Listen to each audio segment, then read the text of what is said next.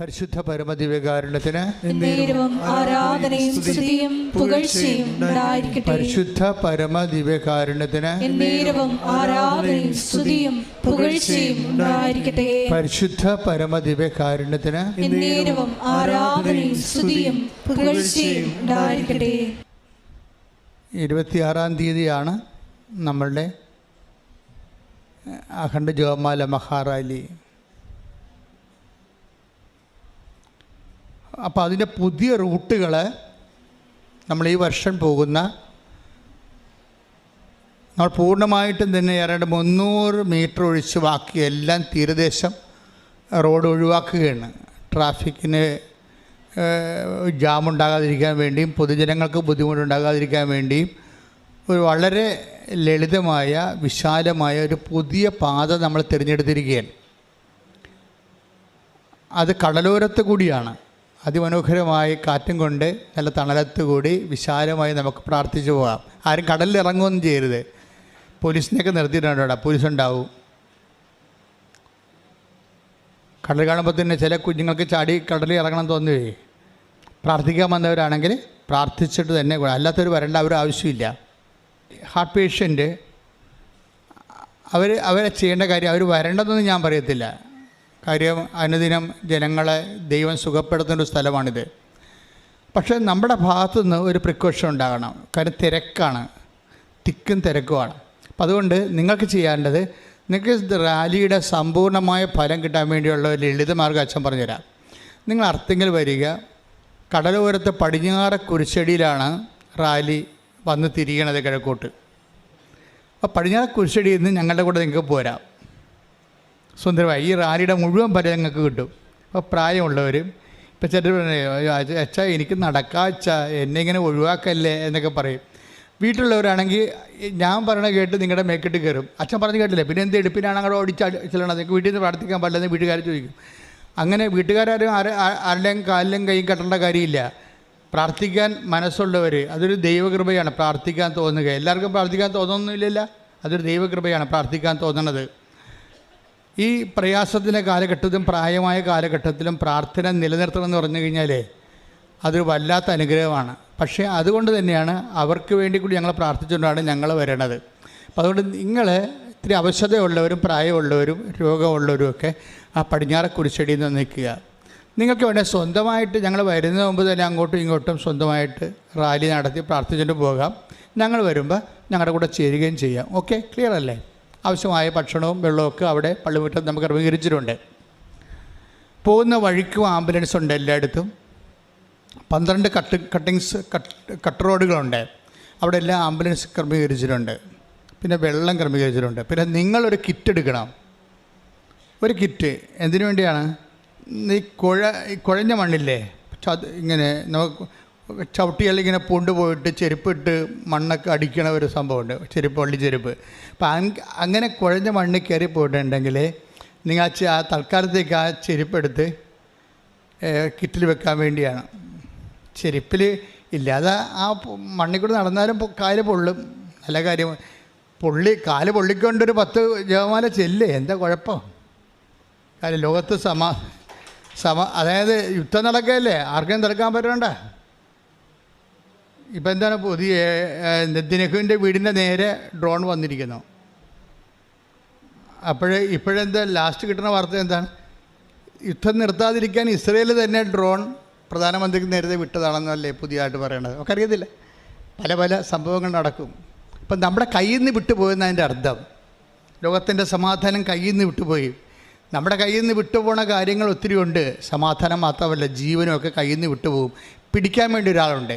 ആരാണ്? കർത്താവ്. കർത്താവിനെ കൊണ്ട് പിടിപ്പിക്കാൻ ഒരാളുണ്ട്. ആരാണ്? പരിശുദ്ധ അമ്മ. കൈയടിക്കട്ടെ, ശ്രുതിക്കട്ടെ. ഹല്ലേലൂയ, ഹല്ലേലൂയ, ഹല്ലേലൂയ, ഹല്ലേലൂയ,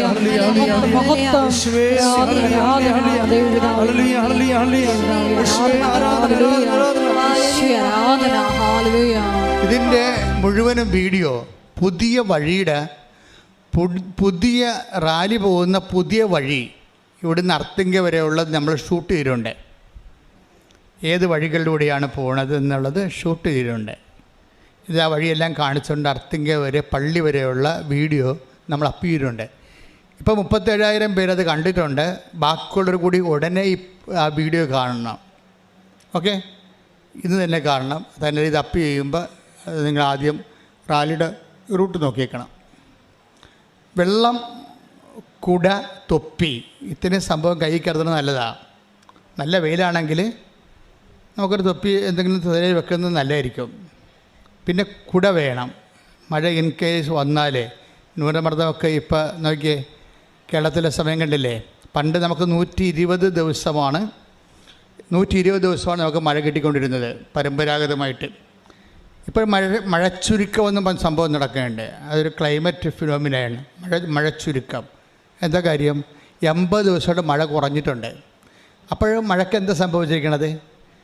ആ ചെറിയ സ്ഥലം, ചെറിയ മഴ, പക്ഷേ പെരുമഴ. മഴയുടെ പ്രകൃതി മാറി. എന്ന് വെച്ച് കഴിഞ്ഞാൽ ചെറിയ മഴ 5 മിനിറ്റേ പെയ്യത്തുള്ളൂ. സ്വിച്ചിട്ട പോലെ പെയ്യും, ചുട്ടിട്ട പോലെ നിൽക്കും. പണ്ട് ചാറ്റ മഴയെന്ന് പറഞ്ഞാൽ ആ വൊക്കാബുലറി തന്നെ പോയിരിക്കുകയും. ഇനി അടുത്ത തലമുറ അങ്ങനെ പറയത്തില്ല.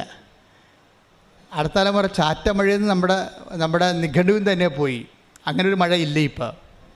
കണ്ടില്ലേ? നോക്കിയേ, പെയ്യുമ്പോൾ ഒറ്റയടിക്ക് പെയ്യും, 5 മിനിറ്റ് കൊണ്ട് പെയ്യും, പ്രളയമാക്കി കളയും. അതുകൊണ്ടാണ് കുട വേണമെന്ന് പറഞ്ഞത്. നിങ്ങൾ ചാറ്റ മഴയ്ക്ക് ഇങ്ങനെ ഈ 5 വിരലെ വെച്ചുകൊണ്ട് പോകുന്ന പരിപാടിയില്ലേ, അത് നടക്കത്തില്ല. കാലം മാറി, ശരിക്കും മാറി. കാരണം ദുരന്തം ഉണ്ടാകാൻ പോകണമെന്നല്ലേ അമ്മ പറഞ്ഞത്. 2004 പ്രത്യക്ഷപ്പെട്ടപ്പോൾ എന്താ പറഞ്ഞത്? ദുരന്തം ഉണ്ടാകാൻ പോകുന്നു. അന്റാർട്ടിക്കയിലൊക്കെ പച്ചപ്പായില്ലേ? അന്റാർട്ടിക്കയിൽ പച്ചപ്പെന്ന് പറയണത് ഉണ്ടാകത്തില്ലല്ലോ ഒരിക്കലും. അവിടെ അന്റാർട്ടിക്ക ധ്രുവപ്രദേശമല്ലേ, അവിടെ എന്താണ് മുഴുവൻ മഞ്ഞ് മൂടിയ സ്ഥലമാണ്. അവിടെ പച്ചപ്പാണെങ്കിൽ ഉള്ള അവസ്ഥ എന്തായിരിക്കും? അവിടെ പച്ചപ്പാണെങ്കിൽ ക്ലൈമറ്റ് ചേഞ്ച് ചെയ്യുന്നറിയാം അല്ലേ, കാലാവസ്ഥ വ്യതിയാനം ഉണ്ടായിരിക്കുന്നു. അത് ഈ പച്ചപ്പെന്ന് പറയുന്നത് നമുക്ക് ഒരു കാലത്ത് നല്ല ഒരു പ്രകൃതി രമണീയമായ ഒരു സ്ഥലത്തിനാണ് നമ്മൾ പച്ചപ്പെന്ന് പറഞ്ഞുകൊണ്ടിരിക്കുന്നത്. പച്ച പിടിക്കുക. ഇന്ന് പച്ച പിടിക്കുക എന്ന് വെച്ച് കഴിഞ്ഞാൽ ദുരന്തം ഉണ്ടാകേണ്ടതിൻ്റെ അർത്ഥം മാറി, അനുഭവങ്ങൾ മാറി, നമ്മളുടെ വൊക്കാബുലറി അർത്ഥമെല്ലാം മാറി. ഇന്ന് പണ്ട് പച്ച പിടിച്ചെന്ന് പറഞ്ഞതിൻ്റെ അർത്ഥം രക്ഷപ്പെട്ടെന്നതിൻ്റെ അർത്ഥം. ഇന്ന് പച്ച പിടിക്കുക എന്ന് വെച്ച് കഴിഞ്ഞാൽ എൻ്റെ അർത്ഥം ദുരന്തം ഉണ്ടാകാൻ പോകുന്നു എന്നാണ്. അമ്മ ഇത് 2004 പറഞ്ഞതാണ്. കൃപാസനം പ്രത്യക്ഷീകരണത്തിൻ്റെ ഏറ്റവും വലിയ പ്രസക്തി അതാണ്. ദുരന്തം ഉണ്ടാകാൻ പോകുന്നു. എന്ത് ചെയ്യണം? പ്രാർത്ഥനയല്ലാതെ വേറെ മാർഗമില്ല. വേറെ മാർഗമില്ല. ഇപ്പം മലയാലപ്പുഴയൊക്കെ മയിലിറങ്ങിയെന്ന് പറഞ്ഞ് പത്രത്തിൽ കണ്ടില്ലേ? മയിലിറങ്ങണത് സാധാരണഗതിയിൽ ചതുപ്പ് നിലങ്ങളിലാണ്. ആ പൂർണ്ണമായിട്ട് ചില സ്ഥലങ്ങളിൽ ചില 5000 മീറ്റർ മുകളിൽ മയിൽ സഞ്ചരിക്കത്തില്ല. ഉത്തരാഖണ്ഡിൽ മയിൽ 6000 മീറ്റർ മുകളിലാണ് ഉത്തരാഖണ്ഡിൽ മയിലുള്ളത്. അപ്പോൾ 6000 മീറ്റർ മുകളിൽ കാലാവസ്ഥ ഭേദം ഉണ്ടായെന്നർത്ഥം. ഇതെല്ലാം ദുരന്തത്തിൻ്റെ ലക്ഷണങ്ങളാണ്. ഇടുക്കി മേഖലയിലൊക്കെ ഇപ്പോൾ ഒത്തിരി മയിലായി. ഇപ്പോൾ കർഷകൻ്റെ കാര്യം സോഹ, മയിലല്ലേ കർഷകനെ എല്ലാം നശിപ്പിക്കണം.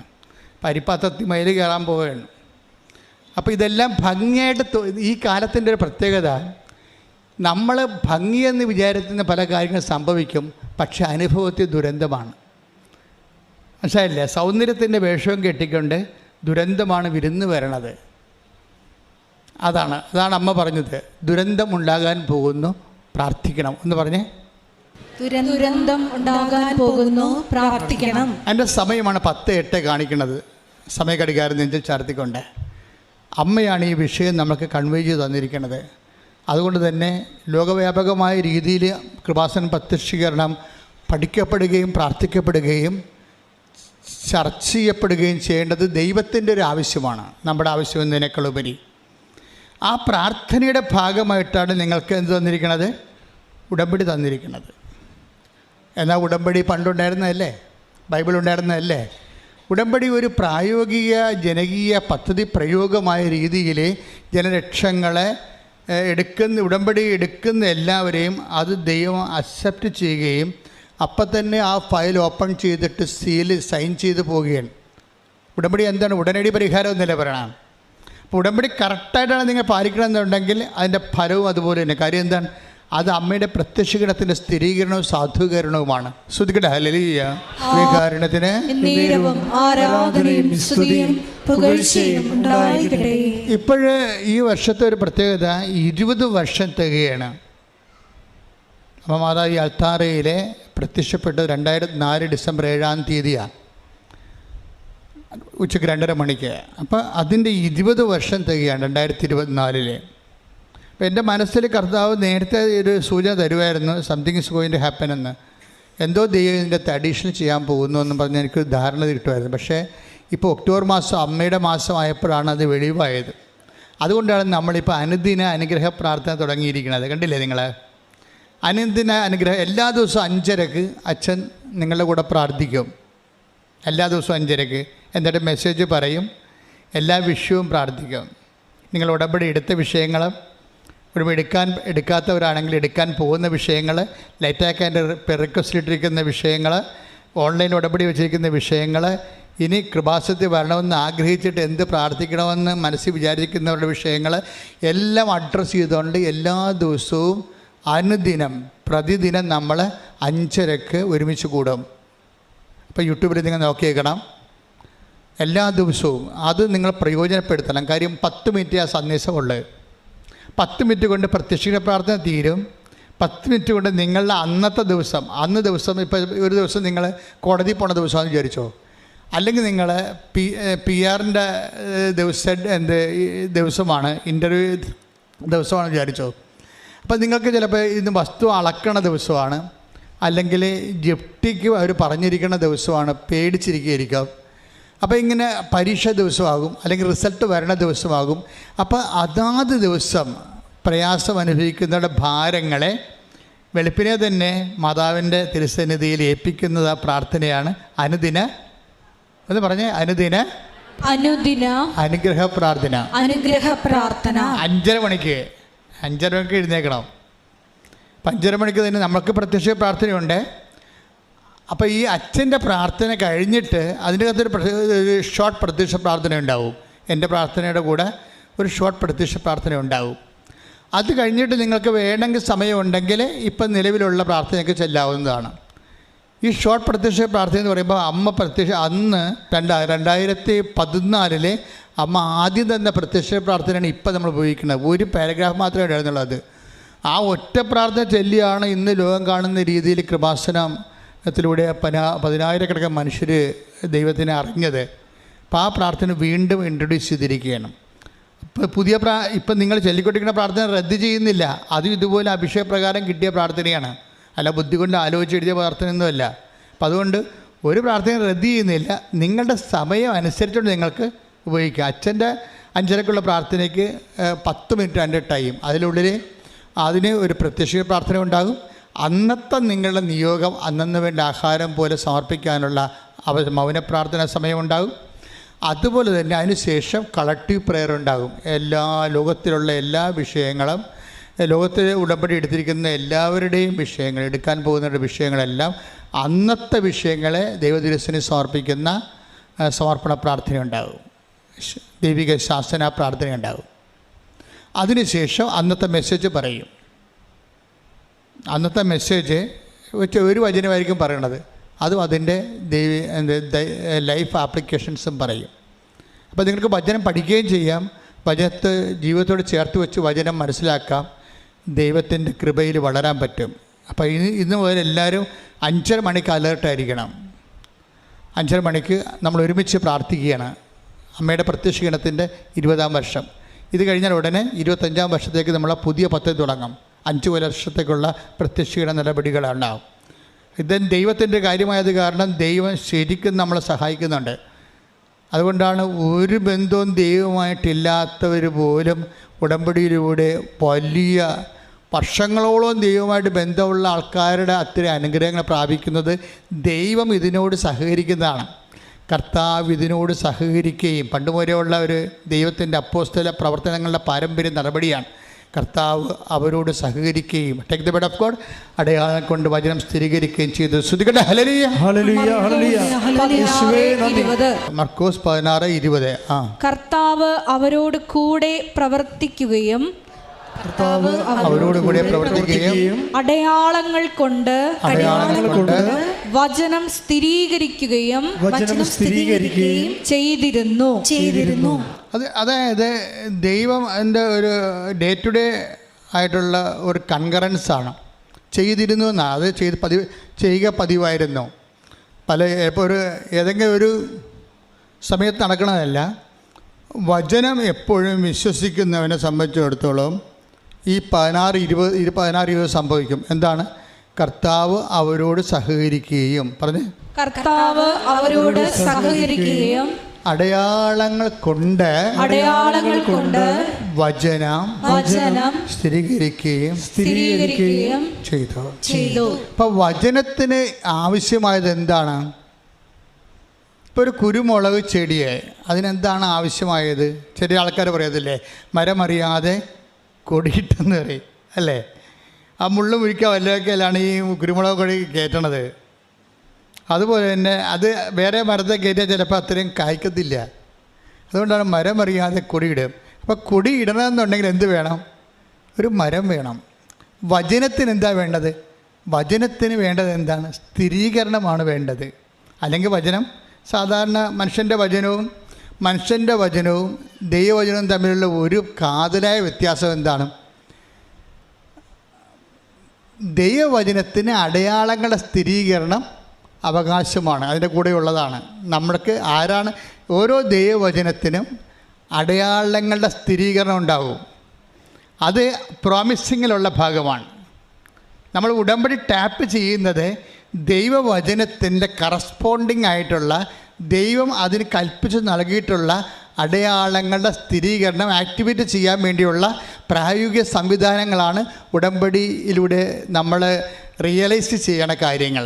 പ്രാർത്ഥിക്കുക, കർത്താവായ ദൈവമേ, അടയാളങ്ങളിലൂടെ അങ്ങ് അരുളി ചെയ്ത ഓരോ വചനങ്ങളും നിറവേറ്റാൻ ആവശ്യമായ ഉടമ്പടിയുടെ ഉത്ഗ്രഥനത്താൽ ഞങ്ങളെ ഉത്സാഹഭരിതരാക്കണമേ. ശ്രദ്ധിക്കട്ടെ. ഹല്ലേലൂയ, ഹല്ലേലൂയ, ഹല്ലേലൂയ, ഹല്ലേലൂയ. അതാണ് എൻ്റെ നടപടിക്രമം. വചനത്തിന് അടയാളം കിട്ടണമെങ്കിൽ എന്ത് ചെയ്യണം? നമ്മൾ സഹകരിച്ചാൽ മാത്രം പോരാ. നമ്മൾ സഹകരിക്കുന്നത് കൊണ്ടാണല്ലോ ഇത്രയും കാശ് മുടക്കി ഇവിടെ വന്നിരിക്കണേ അല്ലേ? അപ്പം കർത്താവ് നമ്മളോട് സഹകരിക്കണം. ഇതിനാണ് നമ്മൾ എന്ത് ചെയ്യണത്? അവൻ പറയണത് പോലെ ചെയ്യണത്. മനസ്സിലായില്ലേ? അപ്പം അതിൻ്റെ ഒരു ഫോർമുല അങ്ങനെ കിടക്കണത്. അതായത് 16-20 ആദിമസഭയുടെ ചൈതന്യം എന്താ? കർത്താവ് പറഞ്ഞ് അവരോട് കൂടെ സഹകരിക്കുകയും അടയാളം കൊണ്ട് വചനം സ്ഥിരീകരിക്കുകയും ചെയ്തു. അപ്പം വചനം സ്ഥിരീകരിക്കുന്നതിന് എന്താണ് വേണ്ടത്? അടയാളം വേണം അല്ലേ? അപ്പം അടയാളം ആണ് വചനം സ്ഥിരീകരണത്തിൽ ഉപയോഗിക്കണമെങ്കിൽ വരണമെങ്കിൽ നമുക്കെന്താ വേണ്ടത്? അതിനെന്താ വേണ്ടത്? കർത്താവ് നമ്മോട് കൂടെ സഹകരിക്കണം. ഈ കർത്താവ് സഹകരിക്കാൻ വേണ്ടി നമ്മളെന്താ ചെയ്യണത്? അവൻ പറയണത് പോലെ ചെയ്യും. മനസ്സിലായില്ലേ? അപ്പം ചെയ്യുന്നതാണ് വിഷയം, ചെല്ലുന്നതല്ല വിഷയം. അവൻ പറയണ പോലെ ചെയ്യുമ്പോൾ നിങ്ങൾ ശ്രദ്ധിക്കേണ്ട കാര്യം, അവൻ പറയണ പോലെ എന്ത് വേണമെങ്കിലും നമുക്ക് സാങ്കേതികമായിട്ട് ചെയ്യാൻ പറ്റും. രോഗികളെ കാണാം, നമ്മുടെ ദാനങ്ങൾ നമുക്ക് സാമ്പത്തികമായത് ഉള്ളവർ അത് ദാനം ചെയ്യാം. അതൊക്കെ നമുക്ക് സാങ്കേതികമായിട്ട് ചെയ്യാൻ പറ്റും. ഇങ്ങനെ ദൈവത്തിൻ്റെ പേരിലല്ലെങ്കിലും നമ്മൾ ഒത്തിരി ഇതൊക്കെ ചെയ്യണതാണ്. നമ്മുടെ പേരിലൊക്കെ ചെയ്യും അല്ലേ? വേറെ നമ്മൾക്ക് ചില സഹായങ്ങൾ ചെയ്യുന്നവർക്ക് വേണ്ടി നമ്മൾ ചെയ്യും. അങ്ങനെ ഒത്തിരി കാര്യങ്ങൾ ചെയ്യണതാണ്. പക്ഷെ അങ്ങനെയുള്ളൊരു സ്പിരിറ്റിൽ ഇത് വർക്ക് ചെയ്തില്ല. അതാണ് ഒരു കുഴപ്പം. ഇപ്പോൾ വെള്ളം തിളക്കണമെങ്കിൽ എത്ര ഡിഗ്രി വേണം? 100 ഡിഗ്രി അല്ലേ? അപ്പോൾ വെള്ളി തിളക്കണമെങ്കിൽ ഒരു 300 മറ്റേ വേണം. മണ്ണ് തിളക്കണമെങ്കിൽ ഗ്ലാസ് ആകണമെങ്കിൽ 800 വേണം ഇല്ലേ? ഡിഗ്രി സെൻറ്റിഗ്രേഡ്, അതാണ് വ്യത്യാസം. വചനം തിളക്കണമെങ്കിൽ അതിൻ്റെ ഒരു കുതനാങ്കമുണ്ട്. അതെന്താണ്? അത് നിങ്ങളുടെ മാനുഷികമായ സ്നേഹത്തെ തിളക്കത്തില്ല. പിന്നെ എന്ത് ചെയ്യണം? കർത്താവിനോടുള്ള സ്നേഹത്തിലായിരിക്കും തിളക്കത്തുള്ള സാധനമാണ്. ചെയ്യണൊക്കെ അവൻ പറയുമ്പോഴൊക്കെ നിങ്ങൾക്ക് ചെയ്യാൻ പറ്റും. സാങ്കേതികമായി ചെയ്യണതിനൊരു കുഴപ്പമില്ല. അതുകൊണ്ടാണ് പല ആൾക്കാർക്കും ഉടമ്പടി തിളക്കാത്തതിൻ്റെ കാരണം അതാണ്. എന്താണ്? അവരൊക്കെ ചെയ്യുന്നില്ലെന്ന് ഞാൻ പറയത്തില്ല, അവർ ചെയ്യുന്നുണ്ട്. പക്ഷെ they are doing it with human സ്പിരിറ്റിലാണ് ചെയ്യണം, ഹ്യൂമൻ ലവ്. അല്ലെങ്കിൽ അവർ പറയും, ഓ ഇതിങ്ങനെ ചെയ്താൽ ഈ 10 കൊടുത്താൽ ചിലപ്പോൾ എനിക്ക് ഈ പ്രാവശ്യം പരീക്ഷയ്ക്ക് ജയിക്കാൻ പറ്റിയേക്കും. അല്ല, അപ്പോൾ അവർക്ക് ആരോടാ സ്നേഹം? ദൈവത്തോടല്ലല്ല, പരീക്ഷയ്ക്ക് ജയിക്കുന്ന പ്രശ്നമാണ്. അപ്പോൾ നിങ്ങൾ വസ്തു വിഷയം കേന്ദ്രീകരിച്ചുകൊണ്ട് അവൻ പറയുമ്പോൾ ചെയ്താൽ ആ ടെമ്പറേച്ചറിൽ ഇത് തിളക്കത്തില്ല. ഇത് ഡിവൈഡ് ഓഫ് എനി ഫാക്റ്റ്. ഇനി നമ്മൾക്ക് ഇത് കിട്ടിയില്ലെങ്കിലും കുഴപ്പമില്ല. കർത്താവേ, നിൻ്റെ സ്നേഹത്തെ ഇത് തിളക്കുന്നതിൻ്റെ ചൂടെന്ന് പറയുന്നത് ഇങ്ങനെയാണ്. അതായത്, കർത്താവേ, എൻ്റെ വസ്തു വിറ്റില്ലെങ്കിലും കുഴപ്പമില്ല, പക്ഷേ നിൻ്റെ നാമം പൂജിതമാകണം. കേട്ടാ, കാര്യങ്ങൾ പോകണ്ടേ? ഇതിൻ്റെ വ്യത്യാസം ഇതാണ്. എൻ്റെ വസ്തു വിറ്റിലും കുഴപ്പമില്ല, ഞാൻ ജപ്തിയായിട്ട് പുറത്തിറങ്ങാനാണ് നിന്റെ തിരുമനസ്സെങ്കിൽ ഞാൻ ഇറങ്ങും. പക്ഷേ എൻ്റെ കുഞ്ഞുങ്ങളെ തന്ന നീയാണെങ്കിൽ എന്നെയും കുഞ്ഞുങ്ങളെ പാർപ്പിക്കാൻ അറിയാം, ഞാനത് വിശ്വസിക്കുന്നുണ്ട്. അതുകൊണ്ട് ഞാൻ ഈ പെട്ടിക്കുള്ള കേസ് വെച്ച് ഞാൻ നിന്നെ അളക്കത്തില്ല. അതുകൊണ്ടാണ് കർത്താവ് പറഞ്ഞത്, ഇപ്പോൾ അളക്കണത് ഒരു പ്രശ്നമാണ്. ഈ അളവുകാർ ഒത്തിരി പേരുണ്ട്. ഈ തഹസിൽദാരന്മാരും വില്ലേജ് ഓഫീസർമാരും റവന്യൂ ഓഫീസറും മാത്രമല്ല, മൊത്തം ആൾക്കാരും അളവുകാരാണ്. എന്താ കാര്യം? അതുകൊണ്ട് കർത്താവ് പറയും, നിങ്ങൾ അളക്കുമെന്നില്ല, നിങ്ങൾക്ക് കിട്ടുന്ന അനുഗ്രഹം വെച്ച് നിങ്ങൾ അളക്കും. ചിലർ ഉടമ്പ് എടുക്കാൻ വരുമ്പോഴും ചില ആൾക്കാർ എന്തെങ്കിലും ഒരു അടയാളം കാണിക്കട്ടെ, എന്നിട്ട് ഞാനിങ്ങനെ ഉടുത്ത് കെട്ടി ഈ പ്രേക്ഷിത പ്രവർത്തനത്തിൽ ഇറങ്ങാമെന്ന് വിചാരിക്കുന്നത്. അങ്ങനെ ഒത്തിരി പേരുണ്ട്. ദൈവം ആദ്യം ഒരു അടയാളം കാണിച്ചിട്ട് നമ്മൾ അതനുസരിച്ചിട്ട്, അടയാളമാണല്ല സ്ഥിരീകരണം ഞാൻ പറയണത്. അപ്പോൾ ആൾക്കാരുടെ മൈൻഡ് സെറ്റ് എന്താണെന്ന് വെച്ച് കഴിഞ്ഞാൽ, ദൈവം ഒരു അടയാളം കാണിക്കട്ടെ, ആദ്യം എൻ്റെ കൊച്ചിൻ്റെ പനി മാറട്ടെ, അല്ലെങ്കിൽ ആദ്യം നിങ്ങളുടെ ലോണൊന്ന് പാസ്സാകട്ടെ, ആദ്യം എൻ്റെ രോഗമൊന്ന് ശമനം വരട്ടെ, എന്നിട്ട് ഞാൻ ഉടമ്പടിയിൽ പൂർണ്ണമായിട്ട് ഇൻവെസ്റ്റ് ചെയ്യാം എന്ന് പറയണില്ലേ? നിങ്ങൾ ഒരു കാലത്തും ഉടമ്പടിയെ പുരോഗമിക്കത്തില്ല. എന്താ കാര്യം? നിങ്ങളെ ദൈവം അളന്നു കഴിഞ്ഞു. കാര്യം എന്താണ്? ഇങ്ങനെയുള്ള അളവുകാരുണ്ടാകുമെന്ന് കർത്താവിന് നേരത്തെ അറിയാം. Take the bread of God. നിങ്ങൾ അളക്കുന്ന അളവ് കോൽ കൊണ്ട് തന്നെ take the bread of God. ലൂക്ക 6:38 നിങ്ങൾ അളക്കുന്ന അളവ് കൊണ്ട് തന്നെ, പറഞ്ഞേ, നിങ്ങൾ അളക്കുന്ന അളവ് കൊണ്ട് തന്നെ നിങ്ങൾക്കും അളന്നു കിട്ടും, നിങ്ങൾക്കും അളന്നു കിട്ടും. കർത്താവേ, നീ അടയാളം കാണിച്ചാലും ഇല്ലെങ്കിലും ഐ ഡോണ്ട് മൈൻഡ്.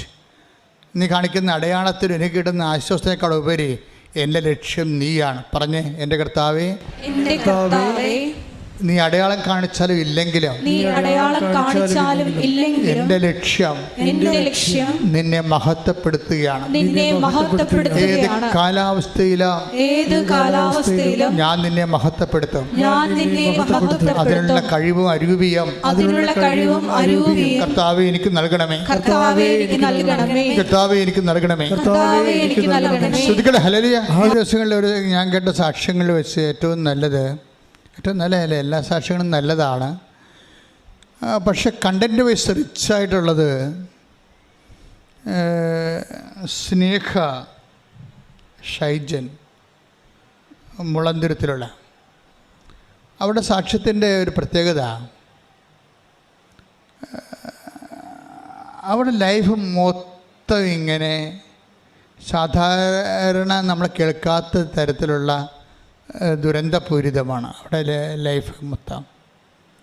അവർ കുറഞ്ഞ കാലം കൊണ്ട്, ഇപ്പം നമുക്കും ദുരന്തങ്ങളൊക്കെ നമ്മുടെ ജീവിതത്തിലൊക്കെ സംഭവിക്കും. പക്ഷെ ഒന്ന് കഴിഞ്ഞ് ഒരു 20 കൊല്ലം കഴിഞ്ഞായിരിക്കും അടുത്ത ദുരന്തം സംഭവിക്കുന്നത്. പിന്നെ 10-30 കൊല്ലം കഴിഞ്ഞാൽ അടുത്തത്. താമസമുള്ളത് കാരണം നമുക്ക് അതിനൊക്കെ അതിജീവിക്കാൻ പാച്ചപ്പ് ചെയ്യാൻ പറ്റും.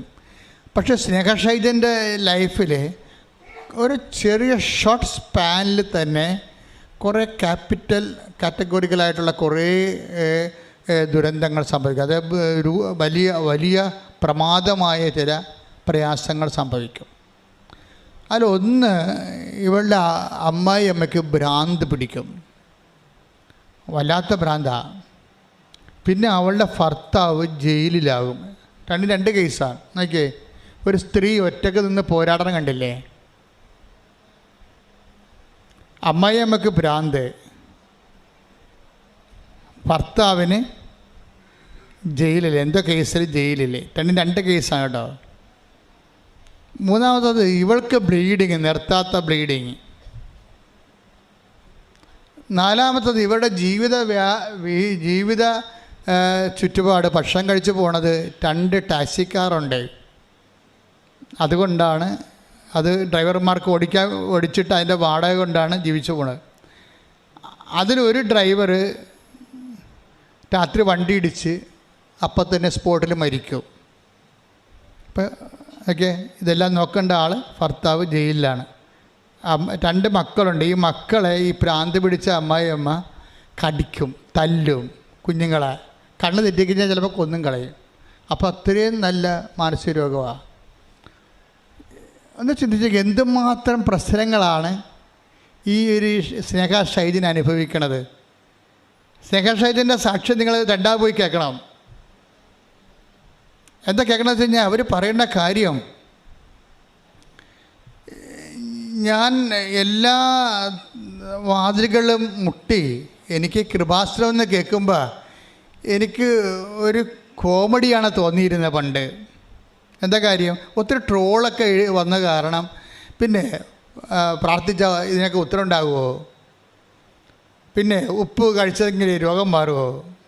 പിന്നെ ഉടമ്പടി തൈലം തേച്ചെന്നും പറഞ്ഞുകൊണ്ട് ക്യാൻസർ മാറുമോ? ഇത് പിന്നെ പത്രം കൊടുത്തു എന്നും പറഞ്ഞ് ദൈവം ഇടപെടുമോ? ഇതൊക്കെ ഒരു കോമഡി ആയിട്ടാണ് എൻ്റെ ജീവിതത്തിൽ തോന്നിയത്. അത് കാരണം ഞാൻ 4 കൊല്ലം മുമ്പ് എനിക്കൊരു പത്രം കിട്ടിയായിരുന്നു. ഞാൻ ശ്രദ്ധിച്ചില്ല, ചുമ്മാ വീട്ടിൽ കൊണ്ട് വെച്ചെന്നാണ് പറയണത്. ഒരു കൃപാസനം പത്രം നിങ്ങളുടെ വീട്ടിൽ ഇരിപ്പുണ്ടെങ്കിൽ അത് ഒരു 1.5 ഇരിപ്പായിരിക്കും. അത് എപ്പോഴെങ്കിലും ഈ സംഭവം നിന്നെ സംരക്ഷിച്ചിരിക്കും. എന്താ കാര്യം വെച്ചാൽ, ദൈവം നിൻ്റെ വീട്ടിലോട്ട് വരാൻ പോകുന്നു എന്നുള്ളതിൻ്റെ ദൂതനാണ്. Take the word of God. ഞാൻ നിനക്ക് മുമ്പേ എൻ്റെ ദൂതനയക്കും. ശ്രുതിക്കട്ടെ, ഹല്ലേലൂയ, ഹല്ലേലൂയ, ഹല്ലേലൂയ, ഹല്ലേലൂയ. ആരാധന, ആരാധന, ആരാധന, അങ്ങേക്ക് ആരാധന, ആരാധന, ആരാധന, ആരാധന, അങ്ങേക്ക് ആരാധന. പുറപ്പാട് 23:20. വാഗ്ദാനമാണ്. നോക്കിയേ, പുറപ്പാട് 23:20. ഇതാ ഒരു ദൂതനെ നിനക്ക് മുൻപേ ഞാൻ അയക്കുന്നു. അവൻ നിന്റെ വഴിയിൽ നിന്നെ കാത്തുകൊള്ളും. ഞാൻ ഒരുക്കിയിരിക്കുന്ന സ്ഥലത്തേക്ക് നിന്നെ കൊണ്ടുവരികയും ചെയ്യും. ക്ലിയർ അല്ലേ? ഇതാണ് കൃപാസനം പത്രം എന്ന് പറയണത്. എന്താണ്? ഒന്നിനു വായിച്ച്. പുറപ്പാട് 23:20. ഇതാ ഒരു ദൂതനെ നിനക്ക് മുൻപേ ഞാൻ അയക്കുന്നു. അവൻ നിന്റെ വഴിയിൽ നിന്നെ കാത്തുകൊള്ളും. ഞാൻ ഒരുക്കിയിരിക്കുന്ന സ്ഥലത്തേക്ക് നിന്നെ കൊണ്ടുവരികയും ചെയ്യും. ഇത് വേറൊരു കോണ്ടസ്റ്റിലാണ് ബൈബിൾ എഴുതിയിരിക്കുന്നത്. പക്ഷേ ഈ വർത്തമാന കാലത്ത് പലരുടെയും അനുഭവമാണിത്. എന്താ കാര്യം എന്നറിയാമോ? ഈ 4 കൊല്ലം മുമ്പ് സ്നേഹ ഷൈലിൻ്റെ വീട്ടിൽ കൃപാസനം പത്രം കിട്ടിയതാണ്. അവൾക്കതിൽ വിശ്വസിക്കാൻ കഴിഞ്ഞില്ല. ഇത് പത്രം ഇങ്ങനെയൊക്കെ സംഭവിക്കുമോ എന്ന് ഓർത്തുകൊണ്ട് അവളിത് കൊണ്ടുപോയി എവിടെയോ ചേടി വെച്ച്. പക്ഷെ പത്രം അവിടെ ഇരിപ്പുണ്ട്. കർത്താവിൻ്റെ ദൂതൻ അവിടെ ഇരിപ്പുണ്ട്. എന്തു ചെയ്ത് 4 കൊല്ലം അടിക്കടി ഇതുപോലെ ദുരന്തങ്ങൾ, ഭർത്താവ് ജയിലിലാകുന്നു. അതായത് നമുക്കെപ്പോഴും ശ്രദ്ധിക്കണമെന്ന് അറിയാം മക്കളെ, നമ്മൾക്ക് എന്തെങ്കിലും ഒരു ഈടർ വരാൻ പോകുന്നതിന് മുമ്പ് തന്നെ ദൈവം രക്ഷപ്പെടാനുള്ള വഴികൾ, അതിൻ്റെ ഒരു ഷാഡോ നിന്നെ കാണിച്ചിരിക്കും. നിനക്കുള്ളൊരു കുഴപ്പം ഈ ദൈവത്തിൻ്റെ ഈ നോട്ടുകൾ ശ്രദ്ധിക്കാൻ പറ്റാത്ത തിരക്കായി പോണതാണ്. പ്രാർത്ഥനാ ജീവിതം ഇല്ലെങ്കിൽ ഉണ്ടാകുന്നൊരു കുഴപ്പം അതാ. പ്രാർത്ഥനാ ജീവിതം ഇല്ലെങ്കിൽ, പ്രാർത്ഥനയുടെ ലക്ഷ്യം ദൈവമല്ലേ. പ്രാർത്ഥനാ ജീവിതം എന്ന് പറയുമ്പോൾ ദൈവത്തെ ലക്ഷ്യമാക്കിയുള്ള ഒരു ജീവിതമല്ല. ചിലപ്പോൾ പാർട്ടി അല്ലെങ്കിൽ സ്ഥാനം അല്ലെങ്കിൽ അധികാരം അല്ലെങ്കിൽ സ്വന്തം തന്നെ മേൽക്കോയ്മ ഇങ്ങനെയൊക്കെ ലക്ഷ്യമാക്കിയുള്ള ഈ അന്ധവേഗങ്ങളിലെ ദൈവത്തിൻ്റെ ഈ നിന്നെ കാണിക്കുന്ന നിന്നെ സൂചനകളെ കാണാൻ പറ്റാതെ വരും. ദൈവം നമ്മളെ സഹായിക്കാനുള്ള എല്ലാ സംവിധാനവും ഉണ്ട്, ദൈവം അത് ചെയ്യുന്നുണ്ട്. പക്ഷേ നമ്മളെ സംബന്ധിച്ചിടത്തോളം അത് വിവേചിക്കാൻ കഴിയണില്ല. കാര്യം ജനങ്ങൾക്കെല്ലാം വേണ്ടത് ജ്ഞാനത്തിൻ്റെയും വെളിപാടിൻ്റെയും അരൂപിയാണ്. ആദിമസഭയിൽ ഉണ്ടായിരുന്നതാണ്. പിന്നീട് സഭയുടെ പ്രത്യേകമായ ഒരു ബ്യൂറോക്രാറ്റിക് ആയിട്ടുള്ള ഒരു അക്കാഡമിക് ലെവലിൽ വന്നപ്പോൾ ദൈവജനത്തിൻ്റെ അടയാളങ്ങൾ, അവർക്കുള്ള കഴിവുകൾ നഷ്ടപ്പെട്ടു പോയി. അപ്പോൾ എനിക്കൊക്കെ അതാണ് മനസ്സിലാകണത്. ദൈവം ഇപ്പോൾ അതിന് ഉദാഹരണത്തിന് നിങ്ങൾ പുറപ്പാട് എഫേസ്യസ് 1:17 വായിച്ചേ. ശ്രുതിക്കട്ടെ. ഹല്ലേലൂയ ഹല്ലേലൂയ ഹല്ലേലൂയ ഹല്ലേലൂയ യേശുവേ നന്ദി. ഹല്ലേലൂയ ഹല്ലേലൂയ. എഫേസോസ് 1:17. അപ്പോൾ എഫേസ്യസിലെ സഭയ്ക്ക് കോമൺ പീപ്പിളാണ്. എഫേസ്യസിലെ കോമൺ പീപ്പിളിന് പൗലോസ് അപ്പോസ്തലൻ മെത്രാൻ എഴുതുന്നതാണ്. എന്താ എഴുതണത്? നമ്മുടെ കർത്താവായ നമ്മുടെ കർത്താവായ യേശുക്രിസ്തുവിന്റെ ദൈവവും മഹത്വത്തിന്റെ പിതാവുമായവൻ ജ്ഞാനത്തിന്റെയും വെളിപാടിന്റെയും ആത്മാവിനെ നിങ്ങൾക്ക് പ്രദാനം ചെയ്തുകൊണ്ട് തന്നെ കുറിച്ചുള്ള പൂർണ്ണമായ അറിവിലേക്ക് നിങ്ങളെ നയിക്കട്ടെ. ആദിമസഭയുടെ ഒരു സ്പിരിറ്റ് കണ്ട എന്ന് വെച്ച് കഴിഞ്ഞാൽ കോമൺ പീപ്പിളിനോട് പറയുകയാണ് നിങ്ങൾക്ക് എന്ത് വേണം? ദൈവം. ഒന്നിനു വായിച്ചേ. നമ്മുടെ കർത്താവായ യേശുക്രിസ്തുവിന്റെ ദൈവവും നമ്മുടെ കർത്താവായ യേശുക്രിസ്തുവിന്റെ ദൈവവും മഹത്വത്തിന്റെ പിതാവുമായവൻ ജ്ഞാനത്തിന്റെയും വെളിപാടിന്റെയും ആത്മാവിനെ നിങ്ങൾക്ക് പ്രദാനം ചെയ്തുകൊണ്ട് തന്നെ കുറിച്ചുള്ള പൂർണ്ണമായ അറിവിലേക്ക് നിങ്ങളെ നയിക്കട്ടെ. അപ്പം നമ്മളൊരു അനുഭവത്തിൻ്റെ ഒരു യാത്രയിലാണ്. നമുക്കെന്താ വേണ്ടത്? ദൈവത്തിൻ്റെ മഹത്വത്തെക്കുറിച്ചുള്ള പൂർണ്ണമായ ജ്ഞാനത്തിലേക്ക് നമ്മൾ ഓരോരുത്തരും നയിക്കപ്പെടണം. അതിനെന്ത് ചെയ്യണം? അതിന് ജ്ഞാനത്തിൻ്റെയും വെളിപാടിൻ്റെയും, ജ്ഞാനമെന്ന് പറഞ്ഞാൽ എന്താണ്? ഒരു വിഷയം സംഭവിക്കുന്നതാണ് അറിവ്. എന്ത് സംഭവിക്കുന്നു അല്ലേ, അതാണ് അറിവ്. ജ്ഞാനമെന്ന് പറഞ്ഞാൽ എന്താണ്? എന്തിനു വേണ്ടി സംഭവിക്കുന്നു, അതാണ് ജ്ഞാനം. ഓരോ വിഷയത്തിനും ജ്ഞാനവും ഉണ്ട്. ആ രണ്ട് ഘടകങ്ങളുണ്ട്. നമ്മൾക്ക് വേണ്ടത് ജ്ഞാനമാണ് ശരിക്കും. അതായത് ഒരു ആധ്യാത്മിക നേതൃത്വം കുറച്ച് കഴിയുമ്പോൾ നമ്മൾ തന്നെ ആധ്യാത്മിക ഒരു നേതൃത്വത്തിലേക്ക് അനുഭവം കൊണ്ട് വളർന്നു വരും. എന്ന് വെച്ച് കഴിഞ്ഞാൽ മറ്റുള്ളവരെ കൂടി നയിക്കാൻ പറ്റുന്ന കഴിവിലേക്ക് വരും. എനിക്കങ്ങനെയാണ് യൂറോപ്പിലൊക്കെ ചെന്നപ്പോൾ തോന്നിയത്. അങ്ങനെയാണ്. ഇനിയുള്ള കാലങ്ങളിൽ ലേമൻ എംപവർ ചെയ്തിട്ട് അവർ തന്നെ അവരിലുള്ള ബലഹീനമുള്ളവരെ വചനം കൊണ്ട് നയിക്കാൻ പറ്റിയ ഒരു സഭയുണ്ടാകണം. ബെനഡിക്റ്റ് മാർപ്പാപ്പ മരിക്കാൻ നേരത്തെ എന്താ പറഞ്ഞത്? സഭയെക്കുറിച്ച് ചോദിച്ച് ബെനഡിക്റ്റ് മാർപ്പാപ്പ ചോദിച്ച് അങ്ങ് ഭാവി സഭയെക്കുറിച്ച് എന്താ പറയണത്? അപ്പോൾ അദ്ദേഹം പറഞ്ഞത് we will have A shorten church. നമുക്ക് ഒരു ചെറിയൊരു സഭയുണ്ടാകാൻ പോകണം. സഭാ ചുരുക്കം എന്ന് പറയും. മനസ്സിലായില്ലേ? സഭ ഇപ്പോൾ മഴച്ചുരുക്കം ഞാൻ പറഞ്ഞ പോലെ ഒരു പ്രതിഭാസമാണ് സഭാ ചുരുക്കം. എന്നിട്ട് ബെനഡിക്റ്റ് മാർപ്പാപ്പ പറഞ്ഞ് രണ്ടാമതെല്ലാം തുടങ്ങുമെന്ന് പറഞ്ഞ്. രണ്ടാമത് തുടങ്ങുമ്പോൾ അപ്പോസ്തല വിശ്വാസത്തിലേക്ക് ഒരു വിശ്വാസത്തിൻ്റെ പുതിയ കാലം ഉണ്ടാകുമെന്ന്.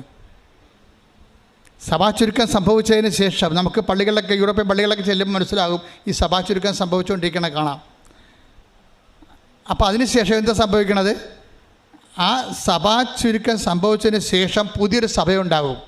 ആ സഭ വിശ്വാസത്തിൽ അപ്പോസ്തല പാരമ്പര്യത്തെ അതിശയിപ്പിക്കുന്ന വിശ്വാസമാണ്. കൈയടിക്കട്ടെ, ശ്രുതിക്കട്ടെ. അതായത് നമ്മൾ ഏത് കാലഘട്ടം വന്നാലും, ഇപ്പോൾ AI ഒരു കാലഘട്ടമാണ് വന്നത് അല്ലേ? ഇപ്പോൾ AI വരുമ്പോൾ സ്വാഭാവികമായിട്ടും മനുഷ്യൻ്റെ ഫാസ്റ്റിങ് എല്ലാം സ്പീഡാവും. എല്ലാം സ്പീഡാകും. നമ്മുടെ ഓരോ കാര്യങ്ങൾക്കും ദൈവത്തിൻ്റെ ഒരു സ്ഥാനം ഈ ഏറ്റെടുക്കുന്ന ഒരു സമയമുണ്ടാകും. ആർട്ടിഫിഷ്യൽ ഇൻ്റലിജൻസ് ദൈവത്തിൻ്റെ സ്ഥാനം ഏറ്റെടുക്കും. സൃഷ്ടിക്കുക, പരിപാലിക്കുക, നയിക്കുക എന്നുള്ള ദൈവസ്ഥാനം ഏറ്റെടുക്കും. ദൈവസ്ഥാനം ഏറ്റെടുക്കുമ്പോൾ വിനാശത്തിൻ്റെ അശുദ്ധ ലക്ഷണം നിൽക്കരുതാത്തടത്ത് നിൽക്കും. അപ്പോൾ യൂദയയിലുള്ളവർ കർത്താവ് എന്താ പറഞ്ഞത്? മലമുകളിലേക്ക് ഓടിപ്പോട്ടെ എന്ന് വെച്ച് കഴിഞ്ഞാൽ അപ്പോഴും പ്രാർത്ഥന തന്നെയായിരിക്കും അതിൻ്റെ പ്രതിവിധി. സ്തുതിക്കട്ടെ. ഹല്ലേലൂയ. കൊണ്ടും ദൈവത്തെ പ്രാർത്ഥന കൊണ്ടും ജീവിതത്തിൽ അനുഭവവേദ്യമാകാനുള്ള ശരാശരി മനുഷ്യൻ്റെ കഴിവുകളെ ഉത്തേജിപ്പിക്കാൻ കഴിയുമെന്നുള്ളതാണ് ഉടമ്പടി കാണിക്കുന്ന ഒരു അടയാളം. ഉടമ്പടി ഭാവിക്ക് വേണ്ടി നേരത്തെ ഉദിച്ച ഒരു ഉഷകാല നക്ഷത്രം പോലെയാണ് നമ്മുടെ മുമ്പിൽ ഈ ചക്രവാളത്തിൽ, ആധ്യാത്മിക ചക്രവാളത്തിൽ ഇപ്പോൾ തെളിഞ്ഞു വരണത്. കാര്യം ഞാൻ മനസ്സിലാക്കുന്നത് ഈ സ്നേഹ ഷൈജൻ്റെയൊക്കെ സാക്ഷ്യം കേൾക്കുമ്പോൾ നമ്മളെ ഞെട്ടിപ്പിക്കുന്നതാണ്. സ്നേഹ ഷൈജൻ ഒരു കാത്തലിക്കാണോ എന്ന് വെച്ച് കഴിഞ്ഞാൽ അല്ല, എനിക്കറിയത്തില്ല. അവിടെ വർത്തമാനങ്ങൾ കേൾക്കുമ്പോൾ ഒരു ക്രിസ്ത്യനാണെന്ന് ചോദിച്ചു കഴിഞ്ഞാൽ, ട്രഡീഷണൽ ക്രിസ്ത്യനാണെന്ന് വെച്ച് കഴിഞ്ഞാൽ അല്ലെന്നേ എനിക്ക് തോന്നുന്നുള്ളത്. പക്ഷേ അവർ നോൺ ക്രിസ്ത്യനാണെന്ന് അവൾ പറയുന്നുമില്ല. പക്ഷേ എങ്കിലും അവൾ വർത്തമാനങ്ങൾ കേൾക്കുമ്പോൾ നമുക്ക് മനസ്സിലാകുന്നത് ഒരു ദൈവത്തെ പരിചയപ്പെടാൻ ഇടയായ ഒരു ശരാശരി മനുഷ്യനാണ്, ഒരു സ്ത്രീയാണ്. ഈ ദൈവത്തെ ഈ ജീവിതത്തിൻ്റെ ഒരു ഘട്ടത്തിൽ ദൈവത്തെ കണ്ടുമുട്ടാൻ ഇടയായ ഒരു ശരാശരി മനുഷ്യൻ്റെ ഒരു പ്രതീകമാണ് ഈ സ്നേഹ ഷൈജൻ. അവരുടെ ജീവിതത്തിൽ വന്നിരിക്കുന്ന വിഷയങ്ങൾ നിങ്ങൾക്ക് 1 by 1 ആയിട്ട് അറിയാം. അപ്പോൾ അവരിതിന് പറയണത്, അവർ ഈ കൃപാസനം പത്രം അവർക്കിങ്ങനെ അടിക്കടി ഭർത്താവ് ജയിലിലായി, അമ്മയമ്മക്ക് ഭ്രാന്തായി, തനിക്ക് ബ്ലീഡിങ് ആയി, തൻ്റെ വണ്ടി ഈ ജീവന മാർഗത്തിൽ തൻ്റെ വണ്ടി ഓടിച്ചിരുന്ന വണ്ടി ഇടിച്ച് ഡ്രൈവർ മരിച്ചു, രാത്രിയാണ് 1 മണിക്കാണ് വണ്ടി ഇടിച്ചത്, അത് നോക്കാനും തിരക്കാനും പോകാൻ പോലും താനൊരു ഒറ്റ പെണ്ണായിട്ട് തനിക്ക് പറ്റണില്ല. അപ്പോൾ ഞാനൊരു വീട്ടിലേക്ക് വിളിച്ചു. അപ്പോൾ അവനെ എന്നെ സഹായിക്കാൻ പോയി. അപ്പോൾ ഇങ്ങനെ വളരെ സങ്കീർണമായ ഓരോ ദിവസവും ഇങ്ങനെ വളരെ ഗുരുതരമായ കാഷ്വാലിറ്റി സംഭവിക്കുമ്പോൾ തന്നെ അവളുടെ മനസ്സിൽ തോന്നുകയാണ്, എടാ ഇനി കൃപാസനമല്ലേ ഉള്ളെന്ന്. അത് കാര്യം ഇത്രയും അതാണ് ആ സംഭവം. എന്താണ് കൃപാസനത്തിൻ്റെ പ്രസക്തി എന്ന് നിങ്ങൾ മനസ്സിലാവും ഇത് ഈ സാക്ഷ്യം കേൾക്കുമ്പോൾ. ഇത്രയും ഒറ്റ പെണ്ണായി നിന്നുകൊണ്ട് അവൾക്ക്, നമുക്ക് സ്ത്രീകളെല്ലാം ഇങ്ങനെ ആഡംബരമായിട്ട് ഭംഗിയായിട്ടൊക്കെ ചിരിച്ചും കളിച്ചൊക്കെ നടക്കണം. എന്താണ് അവരുടെ വീട്ടിൽ നോക്കാനും തിരക്കാനും ഭർത്താവും മക്കളും ഒക്കെ നല്ല ടിപ്പന്മാർ കാര്യങ്ങൾ തിരക്കാൻ അന്വേഷിക്കാനുണ്ട്. ഇതൊന്നുമില്ലാത്തവരുടെ അവസ്ഥ എന്താണ്? ഭർത്താവ് ജയിലില്ല, പിന്നെ കുഞ്ഞുങ്ങളെ നോക്കാൻ ഒരു ജോലിക്ക് പോകാമെന്ന് വെച്ചാൽ കുഞ്ഞുങ്ങളെ ഏൽപ്പിച്ച് പോകാനുള്ള അമ്മയ്ക്ക് ഭ്രാന്ത. അമ്മ ഭ്രാന്തല്ല, പിള്ളേരെ കടിക്കണുണ്ട്. അവൾ പറഞ്ഞ് എന്നോട് അവിടെ ഈ സാക്ഷ്യത്തെ സ്നേഹ പറഞ്ഞിരിക്കണത്, ഞാൻ പോലും ചോറ് കൊടുത്തിട്ട് അമ്മേൻ്റെ കൈയിട്ട് കടിച്ചെന്നാണ്. കടിയെന്ന് വെച്ച് കഴിഞ്ഞാൽ വല്ലാത്ത കടിയാണേ, വെളിവില്ലല്ലോ തലക്ക്. അപ്പോൾ ഇത് എല്ലാം കൊണ്ട് കുഞ്ഞുങ്ങളെ ഏൽപ്പിക്കാൻ ആരുമില്ല, അമ്മനെ ഏൽപ്പിക്കാൻ ആരുമില്ല, ഭർത്താവ് ജയിലുമായി, ജീവിക്കാൻ മാർഗമില്ല, തനിക്ക് ബ്ലീഡിങ്ങുമായി. ഇങ്ങനെ ഒരു ഘട്ടത്തിലൂടെ പോകുന്ന ഒരാളിനെ ആണ് ഈ കൃപാസനം പത്രം. അപ്പോഴാണ് ഓർക്കുന്നത്, കൃപാസനം എന്ന് പറഞ്ഞ് കേട്ടിട്ടുണ്ടല്ലോ, ആ പത്രം വീട്ടിൽ ഇരിപ്പുണ്ടല്ലോ. ഉടനെ ഇവിടെ പത്രം എടുത്ത് നോക്കുമ്പോഴേ എന്താണ് എഴുതിയിരിക്കുന്നത്? ഞാൻ നിനക്ക് മുമ്പേ നിങ്ങളുടെ സങ്കടപ്പാടുകൾക്ക് മുമ്പേ, നിൻ്റെ ദുഃഖപ്പാടുകൾക്ക് മുമ്പേ ഞാൻ എൻ്റെ ദൂതനെ അയക്കും. ഒരു കരുതലാണ് അത്, ശരിക്കും പറഞ്ഞാൽ ഒരു കരുതലാണ്. എന്താണ്? തക്ക സമയത്താണ് അവിടെ നിനക്ക് അറിവ് നൽകും. ദൈവത്തിന് ഒരു സമയമുണ്ട് എല്ലാത്തിനും, അല്ലേ? ദൈവത്തിൻ്റെ തിരുസന്നിധിയിൽ, അല്ലേ, വിനയത്തോടെ നിൽക്കുവിൻ. തക്ക സമയത്ത് take the bread of God. സ്തുതിക്കട്ടെ. ഹല്ലേലൂയ ഹല്ലേലൂയ ഹല്ലേലൂയ ഹല്ലേലൂയ. യേശുവേ നന്ദി. ഹല്ലേലൂയ ഹല്ലേലൂയ ഹല്ലേലൂയ ഹല്ലേലൂയ ഹല്ലേലൂയ. 1 പത്രോസ് 5:6. 1 പത്രോസ് 5:6. ദൈവത്തിന്റെ ശക്തമായ കരത്തിൻ കീഴിൽ നിങ്ങൾ താഴ്മയോടെ നിൽക്കുവിൻ. അവിടുന്ന് തക്ക സമയത്ത് നിങ്ങളെ ഉയർത്തിക്കൊള്ളും. ഇപ്പം സമയം നിങ്ങൾ നിശ്ചയിക്കരുതെന്നാണ് പറയണത്. മനസ്സിലായില്ലേ? വിഷയങ്ങളൊക്കെ വരും. അപ്പോൾ ദൈവം ഒരു അടയാളം കാണിക്കട്ടെ, എന്നിട്ട് ഞാൻ ഉടുത്തുകെട്ടി ഇറങ്ങാമെന്ന് പറയരുത്. അതൊക്കെ ദൈവത്തെ പരീക്ഷിക്കുന്നതിന് തുല്യമാണ്. മറിച്ച് നിങ്ങൾ വെയിറ്റ് ചെയ്യണം. എങ്ങനെ വെയിറ്റ് ചെയ്യണം? പ്രാർത്ഥനയോടെയാണ് കാത്തിരിക്കാൻ. വെറുതെ വെയിറ്റ് ചെയ്യാൻ പറ്റും. നമ്മൾ ഈ ദൈവത്തിൻ്റെ തിരുസന്നിധി വെയിറ്റ് ചെയ്യണത് നമ്മൾ ബസ് സ്റ്റോപ്പിൽ വണ്ടി കാത്തിരിക്കണ പോലെ അല്ല. കർത്താവ് എന്താ പറയണത്? നിങ്ങളെ എൻ്റെ പിതാവിൻ്റെ വാഗ്ദാനമായ പരിശുദ്ധാത്മാവിന് വേണ്ടി കാത്തിരിക്കും. Take the bread of God. സ്തുതിക്കട്ടെ. ഹല്ലേലൂയ ഹല്ലേലൂയ ഹല്ലേലൂയ ഹല്ലേലൂയ. യേശുവേ നന്ദി. ഹല്ലേലൂയ ഹല്ലേലൂയ ഹല്ലേലൂയ ഹല്ലേലൂയ ഹല്ലേലൂയ ഹല്ലേലൂയ ഹല്ലേലൂയ. യേശുവേ ആരാധന ആരാധന ആരാധന ആരാധന. അപ്പോസ്തല പ്രവർത്തനങ്ങൾ 1:4. അവൻ അവരോടൊപ്പം ഭക്ഷണത്തിനിരിക്കുമ്പോൾ കൽപ്പിച്ചു, നിങ്ങൾ ജെറുസലേം വിട്ടുപോകരുത്, എന്നിൽ നിന്ന് നിങ്ങൾ കേട്ട പിതാവിൻ്റെ വാഗ്ദാനം കാത്തിരിക്കുവിൻ. Praise the Lord. അതായത് ഈ കാത്തിരിപ്പിന് മുമ്പുള്ള എന്താണ്? ജെറുസലേം വിട്ടുപോകരുത്. അതാണ് സംഭവം. 93-92 സങ്കീർത്തനത്തിൽ പറയുന്നുണ്ട് ജെറുസലേം ദൈവത്തിൻ്റെ സന്നിധാനമാണെന്നാണ്. അതായത് നമ്മൾ ക്ലേശങ്ങൾ 1 by 1 ആയിട്ട് വരുമ്പോഴും നമ്മളോട് പറഞ്ഞിരിക്കുന്നത് എന്താണ്? നിങ്ങൾ ബസ് സ്റ്റോപ്പിൽ വണ്ടി കാത്തു നിൽക്കണ പോലെ നിന്നിട്ട് കാര്യമില്ല. പിന്നെ എന്താണ്? ജെറുസലേം വിട്ടുപോകരുത് എന്ന് വെച്ച് കഴിഞ്ഞാൽ കർത്താവിൻ്റെ സന്നിധാനം വിട്ടുപോകരുത്, ദൈവസാന്നിധ്യത്തിൽ തന്നെ ആയിരിക്കണമെന്ന്. ചില ആൾക്കാർ സംശയിക്കും. ചില ആൾക്കാർ ഞാൻ പ്രാർത്ഥിച്ചിട്ടും ഭർത്താവ് ജയിലിലായില്ല, അമ്മ ഭ്രാന്തായില്ല, ഞങ്ങളുടെ വീട്ടിൽ വണ്ടി ഇടിച്ചല്ല. എൻ്റെ മക്കൾ, നമുക്ക് ചുറ്റും ഇങ്ങനെ കുറേ കാര്യങ്ങളൊക്കെ ചില സമയത്തൊക്കെ നടക്കും. ഇതെല്ലാം all on A sudden rectify ചെയ്യാനും ദൈവത്തിന് കഴിയും. അത് നിങ്ങളറിയണം. അതായത് നിങ്ങളുടെ ജീവിതത്തിൽ സംഭവിക്കുക 5 കാര്യം സംഭവിച്ചാലും 50 കാര്യം സംഭവിച്ചാലും അര മിനിറ്റ് കൊണ്ട് ഇത് സെറ്റ് ചെയ്യാൻ ദൈവത്തിന് കഴിയും. മനസ്സിലായി? അതെപ്പോഴും നമ്മുടെ മനസ്സിലുണ്ടാകും. അതുകൊണ്ടാണ് ദൈവത്തിന് സമയം അനുഭവിച്ചുകൊണ്ട് നമ്മൾ കർത്താവിൻ്റെ തിരുസന്നിധിയിൽ ജാഗ്രതയോടെ പ്രാർത്ഥനയോടെ നിൽക്കും. ഇതിൻ്റെ ഇടയ്ക്ക് സ്നേഹ ഷൈജിന് ഒരു വചനം കിട്ടും. ആ 119:73 ദുരന്തങ്ങൾ എനിക്ക് ഓഹരിയായി വന്നു. ദുരന്തങ്ങൾ കർത്താവിൻ്റെ കൽപ്പന എന്നെ പഠിപ്പിച്ചു വന്നു. Take the bread of God. ശ്രുതിക്കട്ടെ ഹല്ലേലൂയ ഹല്ലേലൂയ ഹല്ലേലൂയ ഹല്ലേലൂയ ഹല്ലേലൂയ ഹല്ലേലൂയ. യേശുവേ നന്ദി, യേശുവേ ആരാധന ആരാധന, യേശുവേ നന്ദി, മഹത്വം മഹത്വം മഹത്വം. ഹല്ലേലൂയ ഹല്ലേലൂയ ഹല്ലേലൂയ. 19-ാം സങ്കീർത്തനം 71-ാം തിരുവചനം. ദുരിതങ്ങൾ എനിക്ക് ഉപകാരമായി, തന്മൂലം ഞാൻ അങ്ങയുടെ ചട്ടങ്ങൾ അഭ്യസിച്ചുവല്ലോ. Praise the Lord. ചട്ടങ്ങൾ എന്ന് പറയുന്നത് എന്താണ്? ദൈവവചനമാണ്. മനസ്സിലായില്ലേ? ദുരന്തങ്ങൾ എനിക്ക് ഉപകാരമായി. അതായത് സങ്കീർത്തനത്തിൽ 119:71 എന്താണ്? ദുരിതങ്ങൾ പറഞ്ഞ് ദുരിതങ്ങൾ എനിക്ക് ഉപകാരമായി അതുമൂലം അങ്ങയുടെ ചട്ടങ്ങൾ ഞാൻ അഭ്യസിച്ചല്ലോ. അതായത് ഈ ചട്ടങ്ങൾ അഭ്യസിക്കുമ്പോൾ ഉണ്ടാകുന്ന ഒരു പ്രത്യേകത, 2 തരം കാലാവസ്ഥയിൽ ഇത് സംഭവിക്കും. ഒന്ന്, നമ്മൾ വളരെ ജോലി കിട്ടുന്നു, നമുക്ക് കല്യാണം കഴിക്കുന്നു, നമുക്ക് കുഞ്ഞുങ്ങൾ ജനിക്കുന്നു, നമുക്ക് പ്രൊമോഷൻ കിട്ടുന്നു, നമുക്ക് വളരെ നല്ല പോസിറ്റീവായിട്ടുള്ള ഒത്തിരിയേറെ സ്ട്രോക്കുകൾ സംഭവിച്ചുകൊണ്ടിരിക്കുന്നു.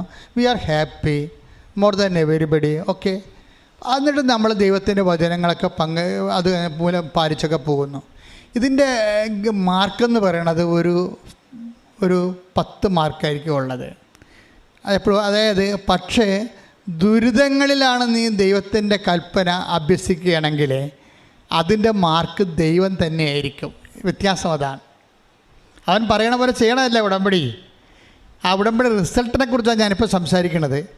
നമ്മൾ ഒരു നല്ല കാലാവസ്ഥയിൽ കർത്താവിൻ്റെ വചനങ്ങൾ പാലിക്കുന്ന എളുപ്പമാണ്. നമുക്ക് ആരോഗ്യമുണ്ട്, നാട്ടുകാരുണ്ട്, വീട്ടുകാരുണ്ട്, പഠനമുണ്ട്, നമുക്ക് ജയിച്ചിട്ടുണ്ട്, നമുക്ക് വിസ കിട്ടി, നമുക്ക് PR കിട്ടി, നമ്മൾ ഓക്കെയായി, നമുക്ക് വസ്തു മേടിച്ചോ അല്ലെങ്കിൽ വിറ്റോ അല്ലെങ്കിൽ വീട് കിട്ടി, നമ്മൾ ഓക്കെ. ഈ കാലത്തെല്ലാം നമ്മൾ കർത്താവിൻ്റെ വചനം പാലിക്കുന്നുണ്ട്, അങ്ങനെ പോകുന്നുണ്ട്. ഇതെല്ലാം നമുക്ക് കിട്ടുന്നത് ബ്ലെസ്സിങ്സ് എന്ന് പറയും. That is physical favours. നമ്മൾ നല്ല കാലത്ത് നമുക്ക് ദൈവവചനം പാലിക്കുമ്പോൾ നമുക്ക് കിട്ടുന്നത് എന്താണ്? ബ്ലെസ്സിങ്സ് ആണ്. അത് ബ്ലെസ്സിങ്സ് എന്ന് പറയുന്നത് എന്താണ്? Physical favours. ഈ ബ്ലെസ്സിങ്സിനൊരു കുഴപ്പമുണ്ട്. എന്താ വെച്ച് കഴിഞ്ഞാൽ ഇത് യൂസ് ആൻഡ് ത്രോ ആണ്. അത് ഫിസിക്കൽ അല്ലേ, ഫിസിക്കൽ ഫേവേഴ്സ് അല്ലേ. ഇപ്പോൾ ഒരു വീട് എന്ന് വെച്ച് കഴിഞ്ഞാൽ അതൊരു ഫിസിക്കൽ ഫേവറാണ്. വീടിൻ്റെ അകത്ത് നമുക്ക് അടച്ചുറപ്പുള്ള വീടുണ്ടെങ്കിൽ നമുക്ക് കിടന്ന് സ്വസ്ഥമായിട്ട് ഉറങ്ങാൻ പറ്റും അല്ലേ. അപ്പം അത് ആ ഉറങ്ങണത് നമ്മുടെ ശരീരത്തിനല്ലേ ഗുണം, ഫിസിക്കൽ ഫേവേഴ്സ് അല്ലേ. പക്ഷേ നാളെ ശരീരം തന്നെ ഇല്ലാണ്ട് വരുമല്ലോ. അതാ പ്രശ്നം. നിങ്ങൾക്ക് എത്ര നിങ്ങൾക്ക് എത്ര ബ്ലെസ്സിങ്സ് തന്നെ കിട്ടിയാലും അതെല്ലാം ഫിസിക്കൽ ഫേവേഴ്സാണ്. അത് കഴിഞ്ഞാൽ ഭൗതികമായ ആനുകൂല്യങ്ങൾ, അതിന് നമ്മൾ അനുഗ്രഹങ്ങൾ എന്ന് പറയും, ഇല്ലേ? അനുഗ്രഹങ്ങളുടെ കുഴപ്പമെന്ന് വെച്ച് കഴിഞ്ഞാൽ എന്താണ് സംഭവം? മോഹങ്ങളും അനുഗ്രഹങ്ങളും തമ്മിൽ നല്ല കൂട്ടാണ് പണ്ട് മുതലേ. അനുഗ്രഹങ്ങളൊക്കെ വരുന്ന മുമ്പ് നമുക്ക് എന്താ പറയണത്? മോഹമാണ് വരണത്. ഈ മോഹവും അനുഗ്രഹവും തമ്മിൽ ഭയങ്കര ബന്ധമാണ്. അനുഗ്രഹം, ഫിസിക്കൽ ഫേവേഴ്സ് വരുന്ന മുമ്പ് നമുക്കെന്ത് വരും? ഒരു മോഹം വരും. ആ മോഹത്തിൽ ചിലപ്പോൾ ദൈവം ഹോണർ ചെയ്യണ മോഹം ഉണ്ടാകും, അല്ലെങ്കിൽ ഹോണർ ചെയ്യാത്ത മോഹം ഉണ്ടാകും. ദുർമോഹം ഹോണർ ചെയ്യാത്തതാണ്. മോഹത്തിൽ തന്നെ രണ്ടെണ്ണമുണ്ട്. എന്തൊക്കെയാണ്? മോഹമുണ്ട്, ദുർമോഹമുണ്ട്. ദുർമോഹം എന്ന് പറഞ്ഞാൽ എന്താ പ്രശ്നം? ദുർമോഹം ഗർഭം ധരിച്ചാൽ എന്ത് പറ്റും? പാപത്തെ പ്രസവിക്കുക. Take the word of God. ഹല്ലേലൂയ, ഹല്ലേലൂയ, ഹല്ലേലൂയ, ഹല്ലേലൂയ. യേശുവേ ആരാധന, ആരാധന, ആരാധന, ആരാധന. യേശുവേ നന്ദി. ഹല്ലേലൂയ, ഹല്ലേലൂയ, ഹല്ലേലൂയ. യാക്കോബ് 1:15. യാക്കോബ് 1:15. ദുർമോഹം ഗർഭം ധരിച്ച്, പറഞ്ഞേ, ദുർമോഹം ഗർഭം ധരിച്ച് പാപത്തെ പ്രസവിക്കുന്നു. പാപത്തെ പ്രസവിക്കുന്നു. പാപം പൂർണ്ണ വളർച്ച പ്രാപിക്കുമ്പോൾ, പാപം പൂർണ്ണ വളർച്ച പ്രാപിക്കുമ്പോൾ മരണത്തെ ജനിപ്പിക്കുന്നു. മരണത്തെ ജനിപ്പിക്കുന്നു. അപ്പോൾ ഒരു ചില സമയത്ത് ദുർമോഹം കൊണ്ട് മരണമാണ് സംഭവിക്കണത്. ഈ ഒരു മോഹം എങ്ങനെ ദുർമോഹമാകണത്? നിങ്ങളിപ്പോൾ ഉടമ്പടി വെച്ചിരിക്കുന്ന പല നിയോഗങ്ങളുമില്ലേ, ചിലത് ദുർമോഹങ്ങളാണ്. അതുകൊണ്ടാണ് അത് പൊരുന്ന് ചിലപ്പോൾ നമ്മളൊരു കോഴി ഇപ്പോൾ 21 മുട്ട വെച്ച് ഇൻക്യുബേറ്ററിൽ വല്ല വെച്ച് അല്ലെങ്കിൽ കോഴിക്ക് പൊരുന്നാൻ വേണ്ടി വെച്ചെന്ന് വിചാരിച്ചോ. നിങ്ങൾ പറയും 12 വിരിഞ്ഞ് പിന്നെ 9 വിരിഞ്ഞില്ലെന്ന് പറയും. വിരിയാത്ത മുട്ടയ്ക്ക് എന്ത് സംഭവിക്കും? ചീഞ്ഞു പോകുകയാണ് ചെയ്യണത്, അല്ലേ? ഉടമ്പടി ചില നിയോഗങ്ങൾ ചീഞ്ഞു പോകാൻ സാധ്യതയുണ്ട്. അത് നിങ്ങൾക്കറിയാം, അത് വെച്ചപ്പോൾ തന്നെ ചീഞ്ഞു പോകുമെന്ന്. ദൈവത്തിനോടൊരു പണി കൊടുത്തതാ, മനസ്സിലായില്ലേ? ചെറുത്തിമാരൊക്കെ കുറഞ്ഞ പുള്ളികളൊന്നും അല്ലല്ലോ. അടാളം വരത്തിട്ട് ഇത് വായിക്കുമ്പോൾ തന്നെ എഴുതി വെക്കാണ്ട് ദൈവത്തിന് എല്ലാ സാധനവും എഴുതി വെക്കുകയല്ലേ. എൻ്റെ മകളെ, ഇതിനൊക്കെ ഒരു തക്കവും തായവും ഉണ്ട്. നിങ്ങൾക്ക് വായി തോന്നൊക്കെ എഴുതി കഴിഞ്ഞാൽ അപ്പം തന്നെ സ്കാൻഡ് ആവും, നിങ്ങൾ തന്നെ ബ്രാൻഡഡ് ആവും. എന്നിട്ടാണ് നിങ്ങൾ മഹാ ഫേക്കാണെന്ന് ദൈവത്തിന് അറിയാൻ പറ്റും. കാര്യം നിങ്ങൾ 5 ഇൻറ്റൻഷൻ കറക്റ്റ് എഴുതിയിട്ട് 6ാമത്തെ ഇൻറ്റൻഷൻ ഒരു ഫേക്ക് എഴുതിയാൽ നിങ്ങൾ ഫേക്കാണെന്ന് ദൈവം അപ്പം തന്നെ റീഡ് ചെയ്യും. അതാണ് എൻ്റെ കുഴപ്പം, മനസ്സിലായില്ലേ? ഇപ്പം നിങ്ങൾ ഇതിൻ്റെ ഇടയ്ക്കെല്ലാം കഴിഞ്ഞതിന് ശേഷം താഴെ എഴുതി വെച്ചിരിക്കണ ആസ്ട്രേലിയയിൽ പോകണം. ആസ്ട്രേലിയ പോകണമെന്ന് എഴുതിയുള്ളൂ. ഇപ്പം നിങ്ങൾ ആസ്ട്രേലിയ പോകണമെന്ന് എഴുതിയപ്പോൾ എന്താ പ്രശ്നം എന്ന് വെച്ച് കഴിഞ്ഞാൽ അത് അപ്പനും അമ്മയും നോക്കാനാണ്. നമ്മുടെ കാലാവസ്ഥ അവിടെ ഉള്ളത്, കുടുംബമായിട്ട് അവിടെ പോകാം, നമ്മുടെ കടങ്ങളെല്ലാം തീരുമെന്ന് പറയുമ്പോൾ മോഹമാണത്. അത് ദുർമോഹമാകണമെന്ന് വെച്ച് കഴിഞ്ഞാൽ നമ്മുടെ പഴയ ലൈൻ കേസ് ഉണ്ടല്ലോ, യവന് ആസ്ട്രേലിയയിലാണ് ജോലി എന്ന് രഹസ്യമായിട്ട് നമുക്കറിയാം. അപ്പോൾ അത് ദുർമോഹമായി, പിടിയിട്ടില്ലേ? ആ സാധനം ചെയ്യാൻ സാധ്യതയുണ്ട്, അപ്പോൾ ഒരു മോഹമെന്നുള്ള സംഭവത്തിൻ്റെ അകത്ത് ഇടയ്ക്ക് വെച്ചും ദുർമോഹം കയറ്റി വെച്ച് കഴിഞ്ഞാൽ ആ ഉടമ്പടി മൊത്തം തള്ളിപ്പോവും. എന്താ കാര്യം? അതെന്താ കാര്യം വെച്ച് കഴിഞ്ഞാൽ സ്പിരിറ്റ് ശരിയല്ലാത്തത് കൊണ്ടാണ്. 3 അരൂപികളുണ്ട്. ഒരു അരൂപി എന്താണ്? ദൈവാത്മാവിനാൽ നയിക്കപ്പെടുന്നവർ ദൈവത്തിൻ്റെ നയിക്കപ്പെടുന്നത്. 8:14 റോമ 8:14 ഒരു അരൂപിയാണ്. എന്താണ് പറഞ്ഞ്? ദൈവാത്മാവിനാൽ നയിക്കപ്പെടുന്നവര് ദൈവത്തിൻ്റെ മക്കളാണ്. അപ്പം ദൈവത്തെ സ്നേഹിക്കുക, ജനങ്ങളെ സ്നേഹിക്കുക എന്നുള്ളതാണ് ഉടമ്പടിയുടെ പ്രഖ്യാപിതമായ ലക്ഷ്യം. അതാണ് ഇതിൻ്റെ അകത്ത് കണ്ടൻറ്റ് ബേസ് ഉണ്ടെങ്കിൽ ഇത് ദൈവാത്മാവിനാൽ നയിക്കപ്പെടുന്ന ഇൻറ്റൻഷൻസാണ്. ഇനി ഇപ്പം നമ്മളെ സംബന്ധിച്ചുള്ള ഒരു സ്ഥലം, ഇപ്പം നിങ്ങൾ ഒരു രോഗിക്ക് വേണ്ടി പ്രാർത്ഥിക്കുന്നു, നിങ്ങൾ പ്രാർത്ഥിക്കും, ഉടമ്പടി എഴുതിയപ്പോൾ അമ്മ പറഞ്ഞ്, എടി വല്യപ്പച്ചന് വേണ്ടി പ്രാർത്ഥിക്കണേ എന്ന് പറഞ്ഞ്.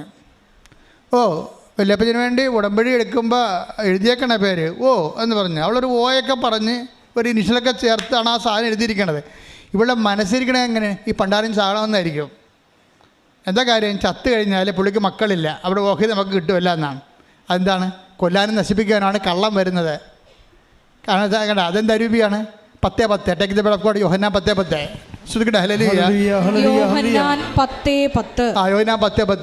മോഷ്ടിക്കാനും കൊല്ലാനും നശിപ്പിക്കാനുമാണ് കള്ളൻ വരുന്നത്. കള്ളനാണ്, കള്ളിയാണ് ശരിക്കും പറഞ്ഞ. കണ്ടവൻ്റെ മുതൽ അവൻ്റെ നാശം ആഗ്രഹിച്ചുകൊണ്ട് രഹസ്യ അജണ്ട കീപ്പ് ചെയ്ത് മുന്നോട്ട് പോകുന്നവരെല്ലാം ബ്രാൻഡഡ് തീഫ് റോബറീസാണ്. കർത്താവ് ദേവാലയത്തെ പോലും ഡെൻ ഓഫ് റോബേഴ്സ് എന്ന് പറയുന്നത് ഇത്തരം റോബറികൾ ഉള്ളവർ എല്ലാവരുടെയും കൂട്ടത്തിലുണ്ടാവും, ജനങ്ങളുടെ കൂട്ടത്തിലും ഉണ്ടാവും. അത് ദേവാലയത്തിൽ വരുമ്പോഴാണ് ഈ ദേവാലയം ഡെൻ ഓഫ് റോബേഴ്സായി വരണത്. എന്ന് വെച്ച് കഴിഞ്ഞാൽ ദൈവത്തിൽ നിരക്കാത്ത അരൂപികൾ സൂക്ഷിച്ചുകൊണ്ടിരിക്കുക. ഇതിനാണ് ഈ കൗൺസിലിംഗ് വെച്ചിരിക്കുന്നത് ഉടമ്പടിയിലെ. അല്ല, ഉടമ്പടി കരിസ്മാറ്റിക് കൗൺസിലിംഗ് അല്ല, അത് സൈക്കോളജിക്കൽ കൗൺസിലിംഗും അല്ല. നിങ്ങൾ വെച്ചിരിക്കുന്ന നിയോഗങ്ങളെ അതിൻ്റെ അരൂപി സ്പിരിറ്റ് ഡിക്റ്റേറ്റ് ചെയ്യുന്ന അരൂപിയാണ് ഉള്ളത്, ഇതിൻ്റെ അതുള്ളത്. എപ്പോഴും നമ്മൾ ശ്രദ്ധിക്കേണ്ട ഇതാണ്. അതായത് നിങ്ങൾ നിങ്ങൾ സംഖ്യ എടുത്തേ, സംഖ്യ 16:9 ശ്രുതികട്ടെ. ഹല്ലേലൂയ ഹല്ലേലൂയ ഹല്ലേലൂയ ഹല്ലേലൂയ ഹല്ലേലൂയ. യേശുവേ നന്ദി നന്ദി നന്ദി. ഹല്ലേലൂയ. ആരാധന ആരാധന ആരാധന. സംഖ്യ 16:9. സംഖ്യ 16:9. കർത്താവിന്റെ കൂടാരത്തിൽ ശുശ്രൂഷ ചെയ്യാനും പറഞ്ഞേ. കർത്താവിന്റെ കൂടാരത്തിൽ ശുശ്രൂഷ ചെയ്യാനും സമൂഹത്തിന് മുമ്പിൽ നിന്ന് സേവനമനുഷ്ഠിക്കാനും ഇസ്രായേലിന്റെ ദൈവം സമൂഹത്തിൽ നിന്ന് നിങ്ങളെ വേർതിരിച്ചത് നിസ്സാര കാര്യമാണോ? ഉടമ്പടി എടുത്ത നിസ്സാര കാര്യമല്ലെന്നാണ് അമ്മ ഈ വചനം പറയണത്. എന്താ നമ്മൾ ഉടമ്പടി എടുത്തിരിക്കണതില്ലേ? നിങ്ങൾ വന്നേ ഇല്ലേ? കർണാടകയിൽ നിന്നും ചില ആൾക്കാരൊക്കെ വന്ന് ഒരു ഫ്ലൈറ്റിന് വന്ന് ഉടമ്പടി എടുത്തിട്ട് പോകും. എത്ര രൂപ? 1.5 ലക്ഷം രൂപയാണ് അവർക്ക് ഒരു ഉടമ്പടിക്ക് 1.5 ലക്ഷം രൂപയാണ് അവർ മുടക്കണത്. അവർ ചില സാക്ഷ്യം പറയാൻ വേണ്ടി വന്നിട്ട് പറയും, ഞാൻ ഇംഗ്ലണ്ടിൽ നിന്ന് വന്നു, സാക്ഷ്യം പറഞ്ഞിട്ട് പോവുകയാണ്, വീട്ടിൽ പോലും പോകുന്നില്ല എന്ന് പറയും. കാരണം അത്രയും പ്രാധാന്യം അവർക്ക് അതിന് കൊടുക്കുന്നുണ്ട്. എന്നാൽ കാര്യം അവരെ സംബന്ധിച്ചുള്ള ഈ വിഷയം ഏർപ്പെട്ടിരിക്കുന്നത് 2 കാര്യത്തിനാണ്. എന്താണ്? 16:9 വായിച്ചേ. കർത്താവിന്റെ കൂടാരത്തിൽ ശുശ്രൂഷ ചെയ്യാനും സമൂഹത്തിന് മുമ്പിൽ നിന്ന് സേവനമനുഷ്ഠിക്കാനും ഇസ്രായേലിന്റെ ദൈവം സമൂഹത്തിൽ നിന്ന് നിങ്ങളെ വേർതിരിച്ചത് നിസ്സാര കാര്യമാണോ? ഉടമ്പടിയിലൂടെ നിങ്ങൾ ചെയ്യണത് എന്താണ്?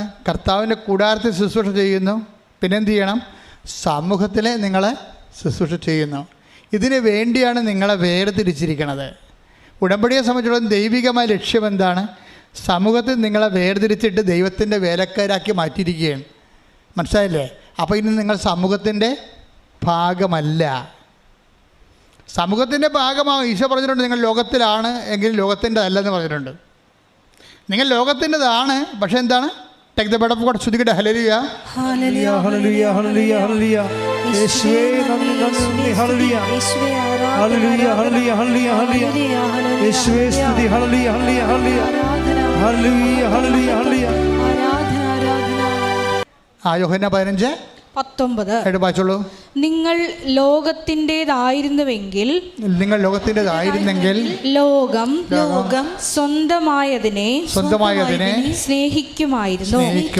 എന്നാൽ നിങ്ങൾ ലോകത്തിൻ്റെതല്ലാത്തത് കൊണ്ട് ഞാൻ നിങ്ങളെ ലോകത്തിൽ നിന്ന് തിരഞ്ഞെടുത്തത് കൊണ്ട് ലോകം നിങ്ങളെ ദ്വേഷിക്കുന്നു. ലോകം ദ്വേഷിക്കുന്ന, നമ്മളെ ദൈവം തിരഞ്ഞെടുത്ത കാരണം ലോകം ദ്വേഷിക്കുന്ന ഒരു ചുറ്റുപാടുകൾ സത്യസന്ധമായ പ്രേക്ഷിത പ്രവർത്തനം ഉണ്ടാകേണ്ടതാണ്. ഈ പ്രാവശ്യങ്ങളിൽ കൃപാസനത്തിൻ്റെ പത്രം വിതരണം ചെയ്തിട്ടുള്ള പൊള്ളാച്ചിയിലും അതുപോലെ തന്നെ മാംഗ്ലൂരുമൊക്കെ ചില സംഘർഷങ്ങൾ ഉണ്ടായിട്ടുണ്ട്. അപ്പോൾ സ്വാഭാവികമായിട്ടും ഇപ്പം ഇവിടുന്ന് തന്നെ ചിലപ്പോൾ അത് വിജയകുമാർ സാറായാലും ഓഫീസിൽ നിന്നായാലും ഒക്കെ ഇടപെട്ടിട്ട് അത് സെറ്റാക്കിയിട്ടുണ്ട്. കാര്യം ആൾക്കാർ നമ്മൾ കർത്താവിന് വേണ്ടി വേല ചെയ്യുമ്പോൾ നമ്മളാരെയും മതപരിവർത്തനം ചെയ്യാനല്ല ഇതൊക്കെ നമ്മൾക്കുണ്ടായ ദൈവാനുഭവത്തെ സ്വാഭാവികമായിട്ട് അവർക്കൊരു സങ്കടമൊക്കെ രോഗമൊക്കെ ഉണ്ടാകുമ്പോൾ അവരും പോയി രക്ഷപ്പെടാൻ വേണ്ടി ഓരോ മനുഷ്യർ വ്യക്തിപരമായിട്ട് ചെയ്യുന്ന വിഷയങ്ങളാണത്. പക്ഷേ ചിലർക്ക് ഇതൊരു തെറ്റിദ്ധാരണയാണ്, മതപരിവർത്തനമാണെന്ന്. നമുക്കറിയാമല്ലോ, കൃപാസനം ഉണ്ടായിട്ട് എത്രയോ വർഷമായി ഇന്ന് വരെ ഒരു മനുഷ്യനെ മതപരിവർത്തനം ചെയ്തിട്ടില്ല. നിങ്ങൾ ഇങ്ങോട്ട് ആവശ്യപ്പെട്ട് വന്നാൽ പോലും ഞാൻ ചെയ്യത്തില്ല. എന്താ കാര്യം?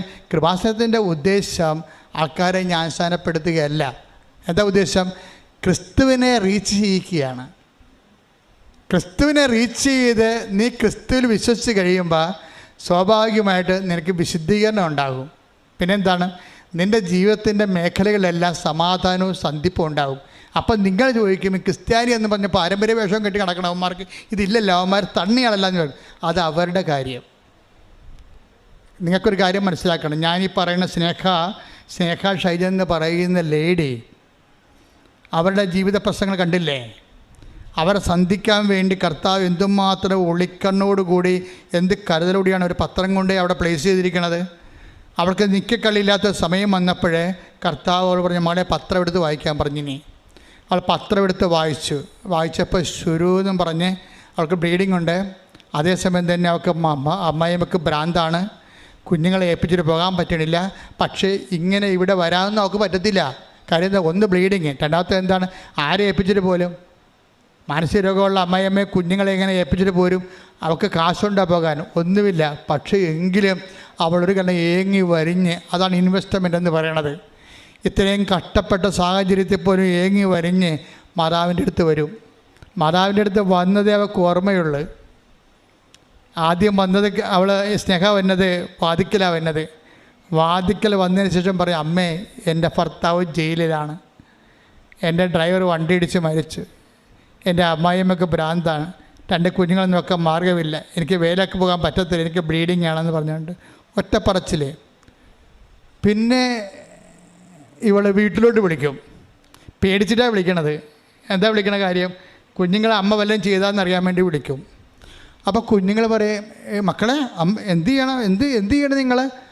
എന്താ പറയുക? അമ്മ അതേ ഇത് കണ്ട നമ്മുടെ അമ്മാമ്മയില്ലേ, പഴയ കാര്യങ്ങളൊക്കെ പറയാണ്, അമ്മാമ്മക്ക് ഒരു പ്രശ്നവും ഇല്ല ഇപ്പോഴെന്ന്. ഹല്ലേലൂയ, ഹല്ലേലൂയ, യേശുവേ നന്ദി.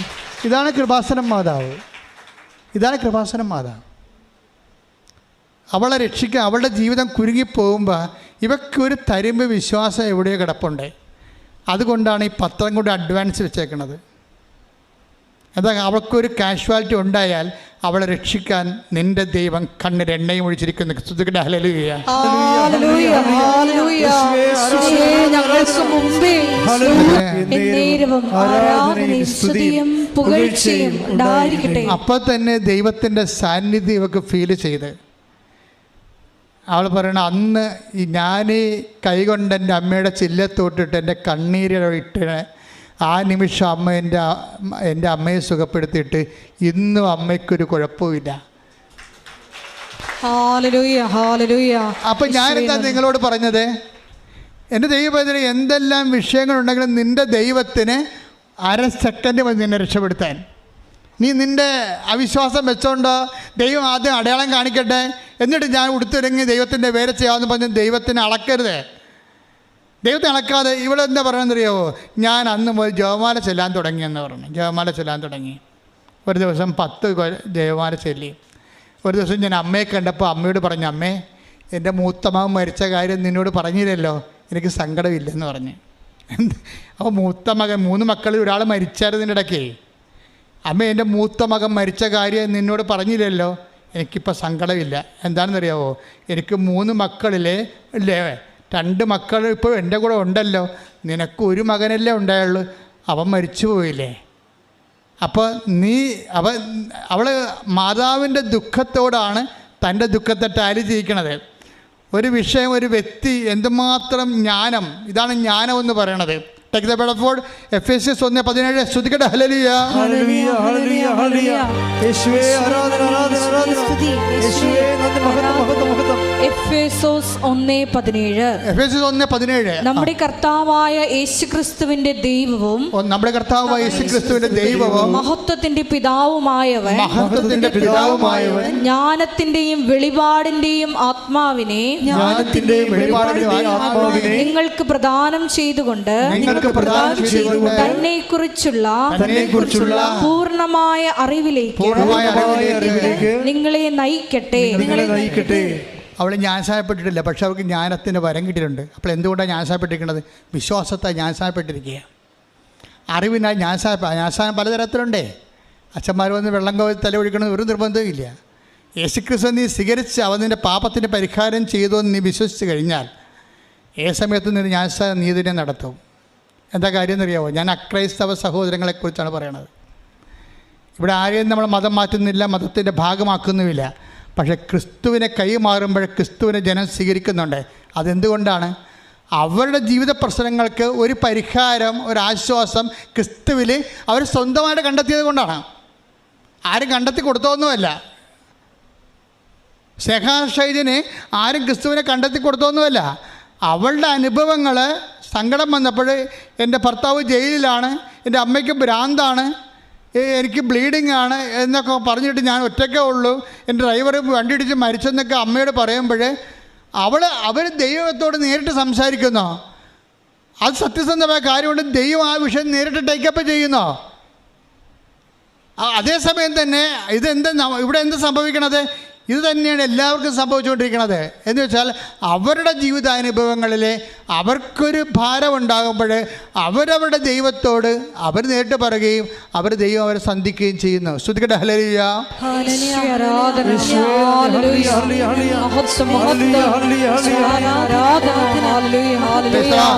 ഇത് കഴിഞ്ഞ് സ്നേഹയുടെ കാര്യം എന്നെക്കാട്ട് രസമാണ്. സ്നേഹയുടെ സാക്ഷ്യം ഞാൻ എന്താ എടുത്തതെന്ന് അറിയുന്നത് വെച്ചാൽ, സ്നേഹയുടെ സാക്ഷ്യത്തിൻ്റെ ആധ്യാത്മിക നിലവാരം കുറച്ച് കൂടുതലാണ്. ഇത് ഈ അമ്മ സുഖപ്പെട്ട് പിന്നെ അവൾക്ക് ചെറിയ ജോലിയൊക്കെ ശരിയായി കുടുംബമൊക്കെ ഉന്തിക്കൊണ്ടു പോകാൻ പറ്റുന്ന പരുവത്തിലാകുമ്പോഴും ഈ ബ്ലീഡിങ് നിൽക്കണില്ല. ബ്ലീഡിങ് എന്ന് അറിയാമല്ല, ലേഡീസിന് ബ്ലീഡിങ്ങൊക്കെ ഉണ്ടായിക്കഴിഞ്ഞാൽ അത് നിരക്കാത്തൊരവസ്ഥ വന്നാൽ എന്ത് ചെയ്യും? ഉടമ്പടി ഒന്നെടുത്ത് അത് ഒന്ന് പുതുക്കിയിട്ടും ബ്ലീഡിങ് നിൽക്കണില്ല. രണ്ടാമത്തെ പുതുക്കലിലേക്ക് പ്രവേശിച്ചിരിക്കുകയാണ്. 10 കൊന്ത വെച്ച് ഒരു ദിവസം ചെല്ലറുണ്ട് ആൾ, പക്ഷേ ബ്ലീഡിങ്ങിനൊരു മാറ്റവും ഇല്ല. അപ്പോൾ അവൾ നേരിട്ട് ഈശോയോട് പറയും, ഈശോ ബ്ലീഡിങ്ങിനൊരു മാറ്റവും ഇല്ല, ഞാനിങ്ങനെ വല്ലാതെ പരവേശം കൊള്ളണം, എൻ്റെ ആയുസ്സും ഓജസ്സൊക്കെ പോണ്, എനിക്ക് ജോലി ബ്ലഡല്ലേ ഇങ്ങനെ പോയിക്കൊണ്ടിരിക്കണത്, എനിക്ക് നല്ല നിൽക്കാൻ പറ്റണില്ല. അപ്പോൾ എന്നെക്കുറിച്ച് നിനക്ക് ഒരു പദ്ധതിയൊന്നും ഇല്ലേ? എൻ്റെ ബ്ലീഡിങ് മാറ്റാനൊന്നും പറ്റത്തില്ലേ? എനിക്കൊരു അടയാളം കാണിച്ചു തരാൻ പാടില്ലേ എന്നിവൾ നേരിട്ട് ചോദിക്കും ഈശോയോട്. കിടക്കാൻ നേരത്താണ് ചോദിക്കണം. എനിക്കൊരു അടയാളം കാണിച്ചു തരാൻ പറ്റണില്ലേ? എനിക്ക് സഹിക്കാൻ പറ്റണില്ലല്ലോ എന്ന് പറയുമ്പോൾ ഒരു വെളുപ്പിന് 3 മണിയാകുമ്പോൾ ഈശോ നേരിട്ട് വരും. എന്നിട്ട് സ്വപ്നത്തിൽ ഇവിടെ നേരെ ഇങ്ങനെ കൈ നീട്ടും എടുത്ത് കഴിക്കാൻ പറയും. നോക്കുമ്പോൾ കയ്യിലൊരു ടാബ്ലറ്റ്സ്, അതുടനെ എടുത്ത് സ്വപ്നത്തിൽ തന്നെ അവൾ കഴിക്കും, കർത്താവ് തന്നാണെന്ന്. അപ്പോൾ നിങ്ങൾക്കിത് സ്വപ്നമല്ലേ എന്ന്? സ്വപ്നമല്ല, അവളുടെ ബ്ലീഡിങ് അതുകൊണ്ട് അസ്തമിച്ചു. ഇതാണ് ജനങ്ങളുടെ കൃപാസ അനുഭവം എന്ന് പറയുമ്പോൾ മനസ്സിലായില്ലേ? ഇതിൻ്റെ കുറിച്ച് എന്താ പറയണത്? ടേക്ക് ദ ബെഡഫോർഡ്, ഇതിനെക്കുറിച്ച് എന്താ പറയണത്? പൗലോസ് അപ്പോസ്തലൻ പറയുന്നത് ഈ ആദിമയുടെ സ്പിരിറ്റാണ് നമ്മൾ റീക്രിയേറ്റ് ചെയ്യാൻ പോണത്. എന്താ പറയണത്? 1:17 എടുത്തേ. നമ്മുടെ കർത്താവായ യേശുക്രിസ്തുവിന്റെ ദൈവവും നമ്മുടെ കർത്താവ് യേശുക്രിസ്തുവിന്റെ ദൈവവും മഹത്വത്തിന്റെ പിതാവുമായവൻ ജ്ഞാനത്തിന്റെയും വെളിപാടിന്റെയും ആത്മാവിനെ നിങ്ങൾക്ക് പ്രദാനം ചെയ്തുകൊണ്ട് തന്നെക്കുറിച്ചുള്ള പൂർണ്ണമായ അറിവിലേക്ക് നിങ്ങളെ നയിക്കട്ടെ. വെളിപാടാണ് സംഭവം. സ്വപ്നം ഒരു വെളിപാടാണ് ശരിക്കും. എല്ലാവരും ഉടമ്പടി എടുത്ത് എല്ലാവരും തന്നെ പറയുന്നുണ്ട് വെളിപാടിനെക്കുറിച്ച്. എന്താ കാര്യം? വെളിപാടൊരു അവകാശമാണ് നമ്മുടെ. ആദിമസഭയിലെ അനുദിനം ഒരു മനുഷ്യൻ, ഒരു വ്യക്തി, ഒരു കുടുംബം അനുഭവിക്കുന്ന എല്ലാ സ്വകാര്യ സമ്മർദ്ദ സംഘർഷങ്ങൾക്കും ദൈവത്തിൻ്റെ സുവിശേഷത്തിൻ്റെ വഴിപാടുകളുണ്ട്. അതെന്താണ്? അത് വെളിപാടായിട്ട് ദൈവം തരും. ചിലപ്പോൾ ദർശനമാകാം, ചിലപ്പോൾ സ്വപ്നമാകാം. ഉടമ്പടി ഇതെല്ലാം ദൈവം നിങ്ങൾക്ക് വാഗ്ദാനം ചെയ്തിരിക്കുന്നതാണ്. വാക്കിൻ്റെ ദാനമാണ് വാഗ്ദാനം. എല്ലാ വാക്കിലും ദൈവം ദാനം വെച്ചിട്ടുണ്ട്. ആ ദാനത്തെ നമ്മൾ പ്രാപിക്കുന്നതിന് വേണ്ടിയുള്ള നടപടിക്രമമാണ് അവൻ പറയണ പോലെ ചെയ്യുക. ചെയ്യുന്നവനായിട്ട് എങ്ങനെ ചെയ്യണം? അത് ഗലാത്യർ 5:6 വെച്ച് ചെയ്യണം. ശ്രുതിക്കട്ടെ ഹല്ലേലൂയ. 5:6 എന്തെന്നാൽ യേശുക്രിസ്തുവിൽ വിശ്വസിക്കുന്നവർക്ക് പരിച്ഛേദനമോ അപരിച്ഛേദനമോ കാര്യമല്ല, സ്നേഹത്തിലൂടെ പ്രവർത്തന നിരതമായ വിശ്വാസമാണ് സുപ്രധാനം. വേറെ ഒന്നും സുപ്രധാനമല്ല. സഭ പലതും സുപ്രധാനമായിട്ട് ഇങ്ങനെ പറയുന്നുണ്ട്. പക്ഷെ സുപ്രധാനം എന്താ? ബൈബിൾ എന്താ സുപ്രധാനം എന്ന് പറയണത്? സ്നേഹത്താൽ സ്നേഹത്താൽ പ്രവർത്തനക്ഷമമായ വിശ്വാസം. അപ്പം വിശ്വാസമാണ്, പക്ഷെ അതെന്ത് ചെയ്യണം? പ്രവർത്തനക്ഷമമായിരിക്കണം. എങ്ങനെ പ്രവർത്തിക്കണം? അതെന്ത് നമുക്ക് പ്രവർത്തിക്കണമെങ്കിൽ നമുക്ക് കറണ്ട് കൊണ്ട് പ്രവർത്തിക്കാം, അല്ലേ? കറണ്ട് കൊണ്ട് പ്രവർത്തിക്കാം, കാറ്റ് കൊണ്ട് പ്രവർത്തിക്കാം, വെള്ളം കൊണ്ട് പ്രവർത്തിക്കാം. എങ്ങനെ പ്രവർത്തിക്കണമെങ്കിൽ എന്ത് ഊർജ്ജം ഉപയോഗിക്കാം? ആറ്റോമിക് എനർജി കൊണ്ടും പ്രവർത്തിക്കാം. പക്ഷേ നമ്മൾ ബൈബിൾ പ്രവർത്തിക്കണത് എങ്ങനെയാണ്? സ്നേഹത്താലാണ് പ്രവർത്തിക്കണത്, ഇല്ലേ? സ്നേഹത്താൽ പ്രവർത്തനക്ഷമമായ വിശ്വാസമാണ് സുപ്രധാനം. ആ സുപ്രധാനമാണ്. അതായത് അൾട്ടിമേറ്റ് പ്രയോറിറ്റിയാണ് കൊടുത്തിരിക്കുന്നത്. എന്തിനാണ്? സ്നേഹത്താൽ നീ പ്രവർത്തിക്കണമല്ല പ്രശ്നം. ഞാൻ ഇന്നലെ അലക്സച്ചനോട് രാത്രി ഇരുന്ന് സംസാരിക്കുകയായിരുന്നു. എന്താ സംസാരിച്ചെന്നറിയോ? ഞങ്ങളിരുന്ന് ഭക്ഷണം കഴിഞ്ഞതിന് ശേഷം ഇരുന്ന് അന്ന് നമ്മുടെ അപ്പോച്ചൻ ഇല്ലായിരുന്നു. അപ്പോച്ചൻ പിതാവിനെ കാണാൻ പോയിരുന്നു. അപ്പോൾ ഞാൻ അലക്സച്ചൻ കൂടി ഇരുന്നുകൊണ്ട് കർത്താവിനെ കുറിച്ച് സംസാരിക്കുകയാണ്. അപ്പോൾ ഞാൻ അലക്സച്ചനോട് പറഞ്ഞു, അലക്സച്ച, അപ്പോൾ അച്ഛൻ വളരെ ശ്രദ്ധിച്ചും പ്രാർത്ഥനയോടുകൂടിയാണ് ഇത് കേൾക്കണത്. അതായത് എൻ്റെ മനസ്സിൽ അപ്പോൾ വന്നതാ, അതായത് ഈ യൂദാസിനെ സേവ് ചെയ്യാൻ വേണ്ടി കർത്താവ് അവസാനത്തെ കരുനീക്കണമുണ്ട്. നമ്മുടെ കണ്ണം നിറഞ്ഞു പോകും. ശരിക്കും പറഞ്ഞാൽ യൂദാസിനെ പരിക്കേൽപ്പിക്കാതെ അവനെ പറഞ്ഞു വിടണം. കാര്യം അവൻ്റെ തീരുമാനത്തിൽ നിന്ന് അവൻ മാറാൻ തയ്യാറല്ല. കർത്താവിനെ ഒറ്റിക്കൊടുക്കുക എന്നുള്ള തീരുമാനത്തിൽ നിന്ന് അവൻ മാറാൻ തയ്യാറല്ല. അപ്പോൾ ഒരു പാപം ചെയ്യുക എന്ന ഉദ്ദേശത്തിൽ നിന്ന്, കൊലപാതകം ചെയ്യുന്ന ഉദ്ദേശത്തിൽ നിന്ന് മാറാൻ അവൻ തയ്യാറല്ല. പക്ഷെ അവനെ വെച്ചുകൊണ്ട് അതുകൊണ്ട് കുർബാന സ്ഥാപിക്കാൻ ഈശോയ്ക്ക് പറ്റത്തുമില്ല. എങ്ങനെ അവനെ പറഞ്ഞു മാറ്റാനും പറ്റത്തില്ല. ഈശോ ഒരു ത്രിസംഗുവിലാവും ശരിക്കും പറഞ്ഞാൽ. അപ്പോഴെന്നിട്ട് ഈശോ ആദ്യം ചെയ്യണത് എന്താണെന്ന് വെച്ചാൽ, ആദ്യമേ ഈശോ എല്ലാവരുടെയും കാലുകളെ കഴുകും. എന്താണെന്ന് വെച്ച് കഴിഞ്ഞാൽ, താൻ ഇനി മുന്നോട്ട് വെക്കാൻ പോകുന്ന മനുഷ്യരാശിയുടെ മുമ്പിൽ മുന്നോട്ട് വെക്കാൻ പോകുന്ന എക്കാലത്തെയും വലിയ ചാലഞ്ചാണ്. എന്താണ്? അതായത് ഈ കുരിശിലെ സ്നേഹം എന്നുള്ള ലാസ്റ്റ് പെഡഗോജിയാണ് പഠിപ്പിക്കാൻ പോണത്. അതുക്ക് മുമ്പ് അതിൻ്റെ ഒരു സിറ്റുവേഷൻസ് ക്രിയേറ്റ് ചെയ്യണത് ഭയങ്കര മനോഹരമാണ്. ആദ്യം ഒരു പാത്രത്തിലെടുത്തിട്ട് ആദ്യം തന്നെ ദാസനാകും. ഇതൊക്കെ കണ്ടിട്ടാണ് സെൻറ്റ് പോൾ പിന്നീട് പറഞ്ഞത് അവൻ ദാസനായി മരണത്തോളം തന്നെ. അതൊക്കെ വായിക്കണ ഓരോ വാക്കിലും നമ്മുടെ കണ്ണിൽ നിന്ന് ഇങ്ങനെ കുറുകൂടാ ചീറ്റിക്കൊണ്ടിരിക്കും. എന്താ കാര്യം വെച്ചാൽ ഇവൻ ആദ്യം ദാസനാകും. എല്ലാവർക്കും യജമാനാകാനാണല്ല മോഹം. ആ യജമാനമാകാൻ മോഹമാകാൻ ഉള്ളവർ ആദ്യകാലം മുതൽ ശിഷ്യന്മാരുടെ കൂട്ടത്തിൽ ഉണ്ടായിരുന്നതുകൊണ്ട് വഴി വെച്ച് പോലും ഇവന്മാർ വലിയവൻ ആരാണെന്ന് തർക്കിച്ചുകൊണ്ട് നടന്നതാണ്. ഇവരെ കൊണ്ട് സുവിശേഷം കൈമാറാൻ പറ്റത്തില്ലെന്ന് കർത്താവ് തിരിച്ചറിഞ്ഞപ്പോഴാണ് ഇവൻ എന്ത് ചെയ്ത് വേഷം മാറ്റി, മേലങ്കി മാറ്റി, അധികാരത്തിൻ്റെ മേലങ്കി, സ്ഥാനത്തിൻ്റെ മേലങ്കി മാറ്റിയിട്ട് അവൻ ഉടനെ ദാസനായി. എൻ്റെ ദൈവത്തിലെ ഉടമ്പടിയിൽ ഒത്തിരി ദാസ്യതയുടെ സംഭവമുണ്ട്. നിങ്ങൾ ഒരു കാരണവശാലും നിങ്ങൾക്ക് ക്ഷമിക്കാൻ, ഈ ജന്മത്തിൽ ക്ഷമിക്കാൻ പറ്റാത്ത ആൾക്കാരോട് ക്ഷമിക്കാൻ വേണ്ടി ദൈവം നിനക്കൊരവസരം തന്നാൽ നീ സെഞ്ചുറി അടിച്ചിരിക്കും. എന്താ കാര്യം എന്നറിയാവോ? ദൈവം നിന്നെ അനുഗ്രഹിക്കാനും ഉയർത്താനും വേണ്ടിയുള്ള ദൈവത്തിൻ്റെ കരുതലാണതെങ്കിൽ ആ ദൈവത്തിന് നിന്നോടുള്ള അദമ്യമായ സ്നേഹമാണ്. ശ്രദ്ധിക്കട്ടെ.